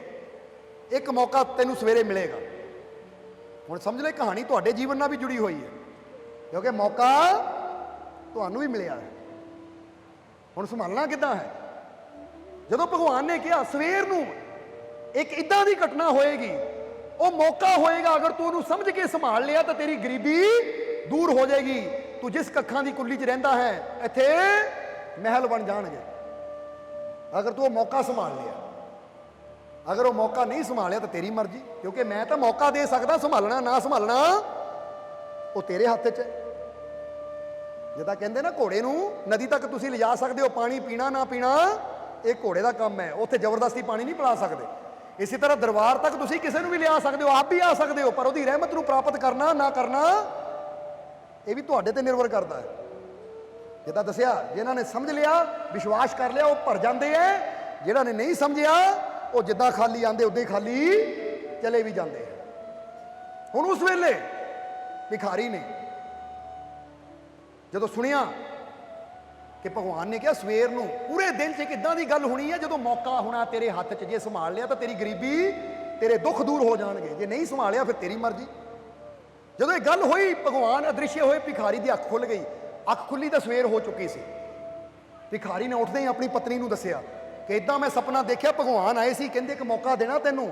ਪਤਨੀ ਨੇ ਕਿਹਾ ਵੀ ਧਿਆਨ ਨਾਲ ਰਿਓ, ਧਿਆਨ ਨਾਲ ਰਿਓ, ਮੌਕੇ ਨੂੰ ਗਵਾਇਓ ਨਾ, ਕਿਉਂਕਿ ਜੇ ਭਗਵਾਨ ਨੇ ਕਿਹਾ ਕਿ ਮੌਕਾ ਮਿਲਣਾ, ਜ਼ਿੰਦਗੀ ਬਦਲ ਸਕਦੀ ਹੈ, ਤਾਂ ਕੀ ਪਤਾ ਕਦੋਂ ਜ਼ਿੰਦਗੀ ਬਦਲ ਜਾਵੇ। ਭਿਖਾਰੀ ਨੇ ਕਿਹਾ ਲਿਆ ਫਿਰ ਹੁਣ ਮੇਰਾ ਭੀਖ ਮੰਗਣ ਜਾਣ ਦਾ ਸਮਾਂ ਹੋ ਗਿਆ ਹੈ, ਇਸ ਲਈ ਮੈਨੂੰ ਹੁਣ ਜਾਣ ਦੇ। ਕਹਿ ਕੇ ਉਹਨੇ ਆਪਣਾ ਠੂਠਾ ਚੱਕਿਆ ਔਰ ਠੂਠੇ 'ਚ ਕੁਝ ਚਾਵਲ ਪਾ ਲਏ, ਕਿਉਂਕਿ ਭਿਖਾਰੀ ਜਦ ਵੀ ਜਾਂਦਾ ਖਾਲੀ ਠੂਠਾ ਲੈ ਕੇ ਨਹੀਂ, ਤਾਂ ਕੁਝ ਨਾ ਕੁਝ ਪਾ ਕੇ ਜਾਂਦਾ ਵਿੱਚ, ਕਿਉਂਕਿ ਪਤਾ ਹੈ ਕਿ ਪਹਿਲੇ ਹੀ ਲੋਕ ਦੇਖਣਗੇ ਕਿਸੇ ਨੇ ਕੁਝ ਦਿੱਤਾ ਤਾਂ ਹੀ ਲੋਕ ਦੇਣਗੇ। ਕਹਿਣਾ ਜਦ ਉਹ ਦੇ ਸਕਦਾ ਤਾਂ ਮੈਂ ਵੀ ਦੇ ਦੇਵਾਂ ਕੁਝ ਨਾ ਕੁਝ। ਇਸ ਲਈ ਭਿਖਾਰੀ ਕੁਝ ਚਾਵਲ ਉਹਨੇ ਆਪਣੇ ਬਰਤਨ 'ਚ ਪਾਏ ਔਰ ਤੁਰ ਪਿਆ। ਬਹਿ ਗਿਆ ਆਪਣੇ ਅੱਡੇ ਤੇ ਜਾ ਕੇ, ਜਿੱਥੇ ਬਹਿ ਕੇ ਭੀਖ ਮੰਗਦਾ ਸੀ। ਲੋਕ ਆ ਰਹੇ ਹੈ, ਕੋਈ ਉਹਨੂੰ ਆਟਾ ਦੇ ਜਾਂਦਾ, ਕੋਈ ਚਾਵਲ ਦੇ ਜਾਂਦਾ, ਕੋਈ ਕੁਛ ਦੇ ਜਾਂਦਾ, ਕੋਈ ਕੁਛ ਦੇ ਜਾਂਦਾ ਹੈ। ਇਸ ਤਰ੍ਹਾਂ ਹੀ ਉਹਦਾ ਦਿਨ ਗੁਜ਼ਰ ਰਿਹਾ ਔਰ ਮਨ 'ਚ ਸੋਚ ਰਿਹਾ ਮੌਕਾ ਕਦੋਂ ਆਏਗਾ, ਉਹ ਸਮਾਂ ਕਦੋਂ ਆਏਗਾ ਜਿਹਦਾ ਭਗਵਾਨ ਨੇ ਕਿਹਾ ਸੀ ਕਿ ਇੱਕ ਮੌਕਾ ਦੇਣਾ ਜਿੰਨਾ ਤੇਰੀ ਜ਼ਿੰਦਗੀ ਬਦਲ ਸਕਦੀ ਹੈ ਅਗਰ ਤੂੰ ਮੌਕਾ ਸੰਭਾਲ ਲਿਆ। ਹਾਲੇ ਭਿਖਾਰੀ ਸੋਚ ਹੀ ਰਿਹਾ ਹੈ, ਨਾਲੇ ਲੋਕਾਂ ਕੋਲੋਂ ਭੀਖ ਮੰਗ ਰਿਹਾ ਹੈ ਔਰ ਸੋਚ ਰਿਹਾ ਮੌਕਾ ਕਦੋਂ ਆਏਗਾ। ਤਾਂ ਅਚਾਨਕ ਕੀ ਹੋਇਆ, ਇੱਕ ਫਕੀਰ ਉਹਦੇ ਕੋਲ ਆ ਗਏ ਔਰ ਫਕੀਰਾਂ ਨੇ ਆ ਕੇ ਉਹਦੀ ਅੱਗੇ ਆਪਣੀ ਝੋਲੀ ਕਰ ਦਿੱਤੀ ਔਰ ਕਹਿਣ ਲੱਗੇ, ਐ ਬੇਟਾ ਅੱਲਾ ਦੇ ਨਾਂ ਤੇ ਕੁਛ ਦੇ ਦੇ, ਰੱਬ ਦੇ ਨਾਂ ਤੇ ਕੁਛ ਦੇ ਦੇ। ਉਹ ਭਿਖਾਰੀ ਹੈਰਾਨ ਰਹਿ ਗਿਆ, ਮੈਂ ਤਾਂ ਖੁਦ ਮੰਗਣ ਵਾਲਾ ਭਿਖਾਰੀ, ਇਹ ਫਕੀਰ ਮੇਰੇ ਤੋਂ ਮੰਗ ਰਿਹਾ ਹੈ, ਫਕੀਰ ਮੇਰੇ ਤੋਂ ਮੰਗ ਰਿਹਾ ਹੈ। ਤਾਂ ਉਸਲੇ ਭਿਖਾਰੀ ਨੇ ਕਿਹਾ, ਫਕੀਰ ਤੈਨੂੰ ਦੀਦਾ ਨਹੀਂ, ਮੈਂ ਖੁਦ, ਤੂੰ ਮੇਰੇ ਕੋਲ ਮੰਗ ਰਿਹਾ ਹੈ। ਫਕੀਰ ਨੇ ਕਿਹਾ, ਹਾਂ ਮੰਗ ਰਿਹਾ ਹਾਂ, ਔਰ ਮੈਂ ਚਾਹੁੰਦਾ ਤੂੰ ਕੁਛ ਨਾ ਕੁਛ ਜ਼ਰੂਰ ਦੇਵੇਂ, ਮੈਂ ਚਾਹੁੰਦਾ ਕੁਛ ਨਾ ਕੁਛ ਜ਼ਰੂਰ ਦੇਵੇਂ। ਤਾਂ ਹੁਣ ਜਿਹੜਾ ਆਪ ਮੰਗਦਾ ਹੋਵੇ ਉਹਦਾ ਦੂਜੇ ਨੂੰ ਦੇਣ ਨੂੰ ਦਿਲ ਕਿੱਥੋਂ ਕਰਦਾ ਹੈ। ਉਹਨਾਂ ਕਿਹਾ ਮੈਂ ਨਹੀਂ ਦੇ ਸਕਦਾ। ਫਕੀਰ ਕਹਿੰਦੇ ਸੋਚ ਲੈ, ਉਹ ਕੁਛ ਨਾ ਕੁਛ ਦੇ ਦੇ, ਖਾਲੀ ਨਾ ਮੋੜ ਫਕੀਰ ਨੂੰ। ਹੁਣ ਭਿਖਾਰੀ ਨੇ ਹਿੰਮਤ ਕਰਕੇ ਕੀ ਕੀਤਾ, ਜਿਹੜੇ ਚਾਵਲ ਕੋਲ ਪਏ ਸੀ ਨਾ, ਹਿੰਮਤ ਕਰਕੇ ਉਹਨਾਂ ਇੱਕ ਦਾਣਾ ਚਾਵਲ ਦਾ ਚੱਕਿਆ ਔਰ ਇੱਕ ਦਾਣਾ ਚੱਕ ਕੇ ਉਹਨਾਂ ਫਕੀਰ ਦੀ ਝੋਲੀ 'ਚ ਪਾ ਦਿੱਤਾ। ਫਕੀਰ ਕਹਿੰਦੇ ਬਸ ਇੰਨਾ ਹੀ? ਕਹਿੰਦਾ ਹਾਂ ਇੰਨਾ ਹੀ ਦੇ ਸਕਦਾ ਮੈਂ। ਫਕੀਰ ਮੁਸਕਰਾਏ, ਕਹਿੰਦੇ ਜਾ ਫਿਰ ਰੱਬ ਕਈ ਹਜ਼ਾਰ ਗੁਣਾ ਤੈਨੂੰ ਮੋੜੇ। ਕਹਿ ਕੇ ਫਕੀਰ ਚਲੇ ਗਏ। ਇੱਧਰ ਭਿਖਾਰੀ ਸਾਰਾ ਦਿਨ ਦੇਖਦੇ ਰਹੇ ਮੌਕਾ ਕਦੋਂ ਆਣਾ, ਮੌਕਾ ਕਦੋਂ ਆਣਾ। ਸ਼ਾਮ ਹੋ ਗਈ, ਘਰ ਜਾਣ ਦਾ ਟਾਈਮ ਆ ਗਿਆ, ਰੱਬ ਨੇ ਮੌਕਾ ਤਾਂ ਦਿੱਤਾ ਹੀ ਨਹੀਂ। ਹੁਣ ਫਕੀਰ ਘਰ ਪਹੁੰਚਾ। ਘਰ ਪਹੁੰਚ ਕੇ ਉੱਦੀ ਪੋਥਲੀ ਨੂੰ ਗੱਠ ਬੰਨ ਕੇ ਰੱਖ ਦਿੱਤਾ ਔਰ ਮਨ 'ਚ ਸੋਚਣ ਲੱਗਾ ਰੱਬ ਨੂੰ ਪੁੱਛਣਾ, ਰੱਬਾ ਮੌਕਾ ਕਿੱਥੇ ਦਿੱਤਾ? ਕਹਿੰਦੇ ਰਾਤ ਨੂੰ ਘਰ 'ਚ ਜੋ ਪਤਨੀ ਨੇ ਬਣਾਇਆ ਸੀ ਖਾਦਾ, ਅੱਜ ਜਿਹੜੀ ਪੋਥਲੀ ਮਿਲੀ ਸੀ ਉਹਨੂੰ ਉੱਦੀ ਗੱਠ ਬੰਨ ਕੇ ਰੱਖ ਦਿੱਤਾ ਔਰ ਆਪ ਰਾਤ ਨੂੰ ਸੌਣ ਲੱਗੇ ਰੱਬ ਨੂੰ ਕਹਿੰਦਾ, ਰੱਬਾ ਮੈਂ ਸਾਰਾ ਦਿਨ ਇੰਤਜ਼ਾਰ ਕਰਦਾ ਰਿਹਾ, ਮੈਨੂੰ ਮੌਕਾ ਤਾਂ ਦਿੱਤਾ ਹੀ ਨਹੀਂ ਤੂੰ।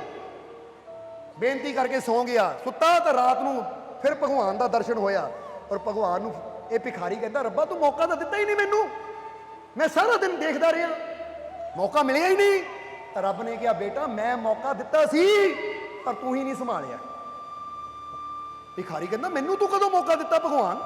ਮੈਂ ਤਾਂ ਸਾਰਾ ਦਿਨ ਇੰਤਜ਼ਾਰ ਕਰਦਾ ਰਿਹਾ, ਹੁਣ ਆਏਗਾ ਮੌਕਾ, ਤੂੰ ਮੌਕਾ ਮੈਨੂੰ ਕਦੋਂ ਦਿੱਤਾ? ਤਾਂ ਉਸਲੇ ਰੱਬ ਨੇ ਕਿਹਾ, ਯਾਦ ਕਰ ਤੇਰੇ ਕੋਲ ਇੱਕ ਫਕੀਰ ਆਇਆ ਸੀ ਆਪਣੀ ਝੋਲੀ ਅੱਡ ਕੇ, ਉਹੀ ਇੱਕ ਮੌਕਾ ਸੀ ਔਰ ਤੂੰ ਉਹ ਮੌਕਾ ਗਵਾ ਦਿੱਤਾ। ਭਿਖਾਰੀ ਕਹਿੰਦਾ ਕੀ ਮਤਲਬ? ਤਾਂ ਰੱਬ ਨੇ ਕਿਹਾ, ਮੈਂ ਹੀ ਫਕੀਰ ਦੇ ਰੂਪ ਵਿੱਚ ਤੇਰੇ ਕੋਲ ਆਇਆ ਸੀ, ਤੂੰ ਮੈਨੂੰ ਕੀ ਦਿੱਤਾ? ਤੂੰ ਮੈਨੂੰ ਦਿੱਤਾ ਇੱਕ ਚਾਵਲ ਦਾ ਦਾਣਾ, ਜਿਹੜੀ ਪੋਥਲੀ ਅੱਜ ਤੇਰੇ ਕੋਲ ਹੈ ਨਾ, ਉਹਨੂੰ ਖੋਲ ਕੇ ਦੇਖ, ਫਿਰ ਤੈਨੂੰ ਪਤਾ ਲੱਗੇਗਾ ਕਿ ਤੈਨੂੰ ਮੌਕਾ ਦਿੱਤਾ ਸੀ ਜਾਂ ਨਹੀਂ। ਹੁਣ ਕਹਿੰਦੇ ਆ ਭਿਖਾਰੀ ਦੀ ਅੱਖ ਖੁੱਲ ਗਈ ਕਿ ਰੱਬ ਨੇ ਕਿਹਾ ਜਿਹੜੀ ਪੋਥਲੀ ਅੱਜ ਤੇਰੇ ਕੋਲ ਹੈ ਉਹਨੂੰ ਖੋਲ ਕੇ ਦੇਖ, ਫਿਰ ਪਤਾ ਲੱਗੇਗਾ ਮੌਕਾ ਤੈਨੂੰ ਦਿੱਤਾ ਸੀ ਜਾਂ ਨਹੀਂ। ਭਿਖਾਰੀ ਗਿਆ, ਆਪਣੀ ਪੋਥਲੀ ਖੋਲੀ, ਖੋਲ ਕੇ ਦੇਖਣ ਲੱਗਾ ਕੀ ਇਹਦੇ 'ਚ।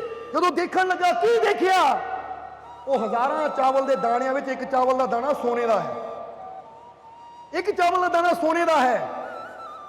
ਤਾਂ ਉਸ ਵੇਲੇ ਭਿਖਾਰੀ ਨੂੰ ਸਮਝ ਆਈ ਕਿ ਜਿਹੜਾ ਚਾਵਲ ਦਾ ਦਾਣਾ ਮੈਂ ਫਕੀਰ ਦੀ ਝੋਲੀ 'ਚ ਪਾਇਆ ਸੀ ਉਹ ਇੱਕ ਦਾਣਾ ਸੋਨੇ ਦਾ ਹੋ ਗਿਆ। ਉਹ ਮੈਂ ਮੂਰਖ, ਅਗਰ ਮੈਨੂੰ ਪਤਾ ਹੁੰਦਾ ਸਾਰੇ ਹੀ ਦਾਣੇ ਉਹਦੀ ਝੋਲੀ 'ਚ ਪਾ ਦਿੰਦਾ ਤਾਂ ਕਿ ਸਾਰੇ ਹੀ ਸੋਨਾ ਹੋ ਜਾਂਦੇ।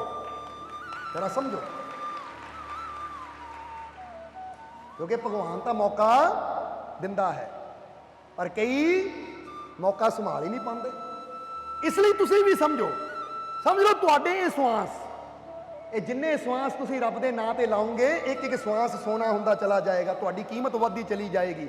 ਇਹਨਾਂ ਹੱਥਾਂ ਨਾਲ ਜਿਹੜਾ ਦਾਨ ਕਰਦੇ ਹੋ, ਜੇ 1 ਰੁਪਿਆ ਵੀ ਰੱਬ ਦੇ ਨਾਂ ਤੇ ਦਾਨ ਕਰਦੇ ਹੋ ਤਾਂ ਕਈ ਹਜ਼ਾਰ ਗੁਣਾ ਹੋ ਕੇ ਉਹ ਤੁਹਾਨੂੰ ਮਿਲਦਾ ਹੈ। ਯਾਨੀ ਜਿਹੜਾ ਇਨਸਾਨ ਆਪਣੇ ਜੀਵਨ ਨੂੰ ਕਿਸੇ ਨਾ ਕਿਸੇ ਰੂਪ 'ਚ ਰੱਬ ਦੇ ਰਸਤੇ ਲਾਉਂਦਾ ਰਹਿੰਦਾ ਹੈ, ਫਿਰ ਸਮਝ ਲਓ ਉਹ ਰੱਬ ਦੀਆਂ ਰਹਿਮਤਾਂ ਨੂੰ ਸੰਭਾਲਦਾ ਚਲਾ ਜਾਂਦਾ ਹੈ। ਇਸ ਲਈ ਸੋਚ ਲਓ ਕਿ ਰੱਬ ਨੇ ਜੀਵਨ ਦਿੱਤਾ ਤੇ ਇੱਕ ਮੌਕਾ ਹੈ, ਹੁਣ ਅਸੀਂ ਅੱਛੀ ਕਰਨੀ ਕਰਕੇ, ਸੇਵਾ ਕਰਕੇ, ਦਾਨ ਪੁੰਨ ਕਰਕੇ, ਨੇਕ ਮਾਰਗ ਤੇ ਚੱਲ ਕੇ ਮੌਕੇ ਨੂੰ ਸੰਭਾਲ ਕੇ ਆਪਣੇ ਜੀਵਨ ਨੂੰ ਸਫਲ ਬਣਾ ਸਕਦੇ ਹਾਂ, ਆਪਣੀਆਂ ਤੰਗੀਆਂ ਨੂੰ ਖੁਸ਼ਹਾਲੀਆਂ 'ਚ ਬਦਲ ਸਕਦੇ ਹਾਂ ਔਰ ਰੱਬ ਦੇ ਘਰ ਦੀਆਂ ਰਹਿਮਤਾਂ ਪ੍ਰਾਪਤ ਕਰ ਸਕਦੇ ਹਾਂ। ਤਾਂ ਜੇ ਅਸੀਂ ਮੌਕੇ ਨੂੰ ਨਾ ਸੰਭਾਲਿਆ, ਬਸ ਵਿਸ਼ਿਆਂ 'ਚ ਲੱਗ ਗਏ, ਵਿਕਾਰਾਂ 'ਚ ਲੱਗ ਗਏ, ਨਸ਼ਿਆਂ 'ਚ ਲੱਗ ਗਏ, ਬੁਰੇ ਮਾਰਗ ਤੇ ਚੱਲ ਕੇ ਆਪਣੀ ਜ਼ਿੰਦਗੀ ਗਵਾ ਦਿੱਤੀ, ਤਾਂ ਫਿਰ ਰੱਬ ਨੂੰ ਇਹ ਨਾ ਕਿ ਰੱਬਾ ਤੂੰ ਮੈਨੂੰ ਮੌਕਾ ਨਹੀਂ ਦਿੱਤਾ, ਮੇਰੇ ਜੀਵਨ 'ਚ ਦੁੱਖ ਹੀ ਦੁੱਖ ਹੈ।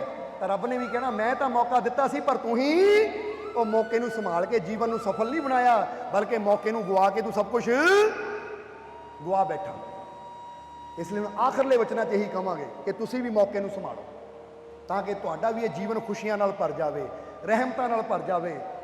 ਇਸ ਲਈ ਜਦੋਂ ਵਕਤ ਮਿਲੇ ਸਿਮਰਨ ਕਰੋ, ਜਦੋਂ ਵਕਤ ਮਿਲੇ ਸੇਵਾ ਕਰੋ, ਦਾਨ ਪੁੰਨ ਕਰੋ, ਨੇਕ ਮਾਰਗ ਤੇ ਚਲੋ ਤਾਂ ਕਿ ਤੁਹਾਡੇ ਜੀਵਨ 'ਚ ਉਹ ਛੁਪੀਆਂ ਹੋਈਆਂ ਰਹਿਮਤਾਂ ਤੁਹਾਨੂੰ ਪ੍ਰਾਪਤ ਹੋ ਜਾਣ ਔਰ ਤੁਹਾਡੀ ਇਹ ਜ਼ਿੰਦਗੀ ਖੁਸ਼ੀਆਂ ਨਾਲ ਭਰ ਜਾਵੇ। ਔਰ ਚਾਹੁੰਦੇ ਹੋ ਨਾ ਖੁਸ਼ੀਆਂ ਨਾਲ ਜੀਵਨ ਨੂੰ ਭਰਪੂਰ ਕਰਨਾ, ਤਾਂ ਫਿਰ ਆਪਣੇ ਮਾਲਿਕ ਤੇ ਵਿਸ਼ਵਾਸ ਰੱਖੋ, ਯਕੀਨ ਰੱਖੋ, ਕਿਉਂਕਿ ਖੁਦ ਪਰ ਔਰ ਖੁਦਾ ਪਰ ਭਰੋਸਾ ਰੱਖੋ, ਫਿਰ ਅਸੰਭਵ ਵੀ ਸੰਭਵ ਹੋ ਜਾਏਗਾ। ਤੁਹਾਡੇ ਜੀਵਨ 'ਚ ਸਾਰੀਆਂ ਖੁਸ਼ੀਆਂ ਆ ਜਾਣਗੀਆਂ ਅਗਰ ਤੁਸੀਂ ਮਾਲਕਾਂ ਦੇ ਇਹਨਾਂ ਵਚਨਾਂ ਨੂੰ ਸਮਝ ਕੇ ਆਪਣੇ ਜੀਵਨ 'ਚ ਉਤਾਰ ਲਵੋ।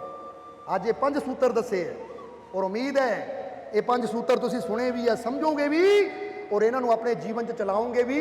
ਅਗਰ ਇਹਨਾਂ ਤੇ ਵਿਸ਼ਵਾਸ ਰੱਖ ਕੇ ਇਹਦੇ ਮੁਤਾਬਿਕ ਚੱਲੋਗੇ ਤਾਂ ਜੀਵਨ 'ਚ ਕੋਈ ਕਮੀ ਨਹੀਂ ਆਏਗੀ, ਕੋਈ ਟੋਟ ਨਹੀਂ ਆਏਗੀ, ਕੋਈ ਘਾਟ ਨਹੀਂ ਆਏਗੀ ਤੁਹਾਨੂੰ। ਔਰ ਹੁਣ ਅੰਤ ਵਿੱਚ ਇਹੀ ਉਸ ਮਾਲਕ ਦੇ ਚਰਨਾਂ 'ਚ ਅਰਦਾਸ ਬੇਨਤੀ ਕਰਾਂਗੇ ਕਿ ਮਾਲਕ ਤੁਹਾਨੂੰ ਸਭ ਨੂੰ ਨਾਮ ਨਾਲ ਜੁੜਨ ਦੀ, ਨਾਮ ਜਪਣ ਦੀ, ਸੇਵਾ ਸਿਮਰਨ ਕਰਨ ਦੀ ਤਾਕਤ ਦੇਵੇ ਔਰ ਆਪਣੀ ਕਿਰਪਾ ਦਇਆ ਮਿਹਰ ਰਹਿਮਤ ਬਖਸ਼ਿਸ਼ ਹਮੇਸ਼ਾ ਮਾਲਕ ਤੁਹਾਡੇ ਤੇ ਬਣਾਏ ਰੱਖੇ। ਅੱਜ ਇਸ ਖੁਸ਼ੀਆਂ ਭਰੇ ਦਿਨ ਤੇ ਜਿੰਨੇ ਵੀ ਜੀਵ ਮਾਲਕ ਦੇ ਚਰਨਾਂ 'ਚ ਪਹੁੰਚੇ ਹੈ, ਮਾਲਕ ਤੁਹਾਡੀ ਸਭ ਦੀ ਹਾਜ਼ਰੀ ਆਪਣੇ ਚਰਨਾਂ 'ਚ ਕਬੂਲ ਕਰਨ ਔਰ ਆਪਣੀ ਕਿਰਪਾ ਦਇਆ ਮਿਹਰ ਹਮੇਸ਼ਾ ਹੀ ਮਾਲਕ ਤੁਹਾਡੇ ਤੇ ਬਣਾਏ ਰੱਖਣ। ਇਹੀ ਸਾਡੀ ਉਸ ਮਾਲਕ ਦੇ ਚਰਨਾਂ 'ਚ ਅਰਦਾਸ ਬੇਨਤੀ ਹੈ। ਔਰ ਅੰਤ ਵਿੱਚ ਤੁਹਾਡੇ ਸਭ ਦੇ ਅੰਦਰ ਵਸਦੇ ਉਸ ਮਾਲਕ ਨੂੰ ਅਸੀਂ ਪ੍ਰਣਾਮ ਕਰਦੇ ਹਾਂ। ਸਾਡਾ ਪ੍ਰਣਾਮ ਸਵੀਕਾਰ ਕਰੋ। ਜੈ ਮਾਲਕਾਂ ਦੀ।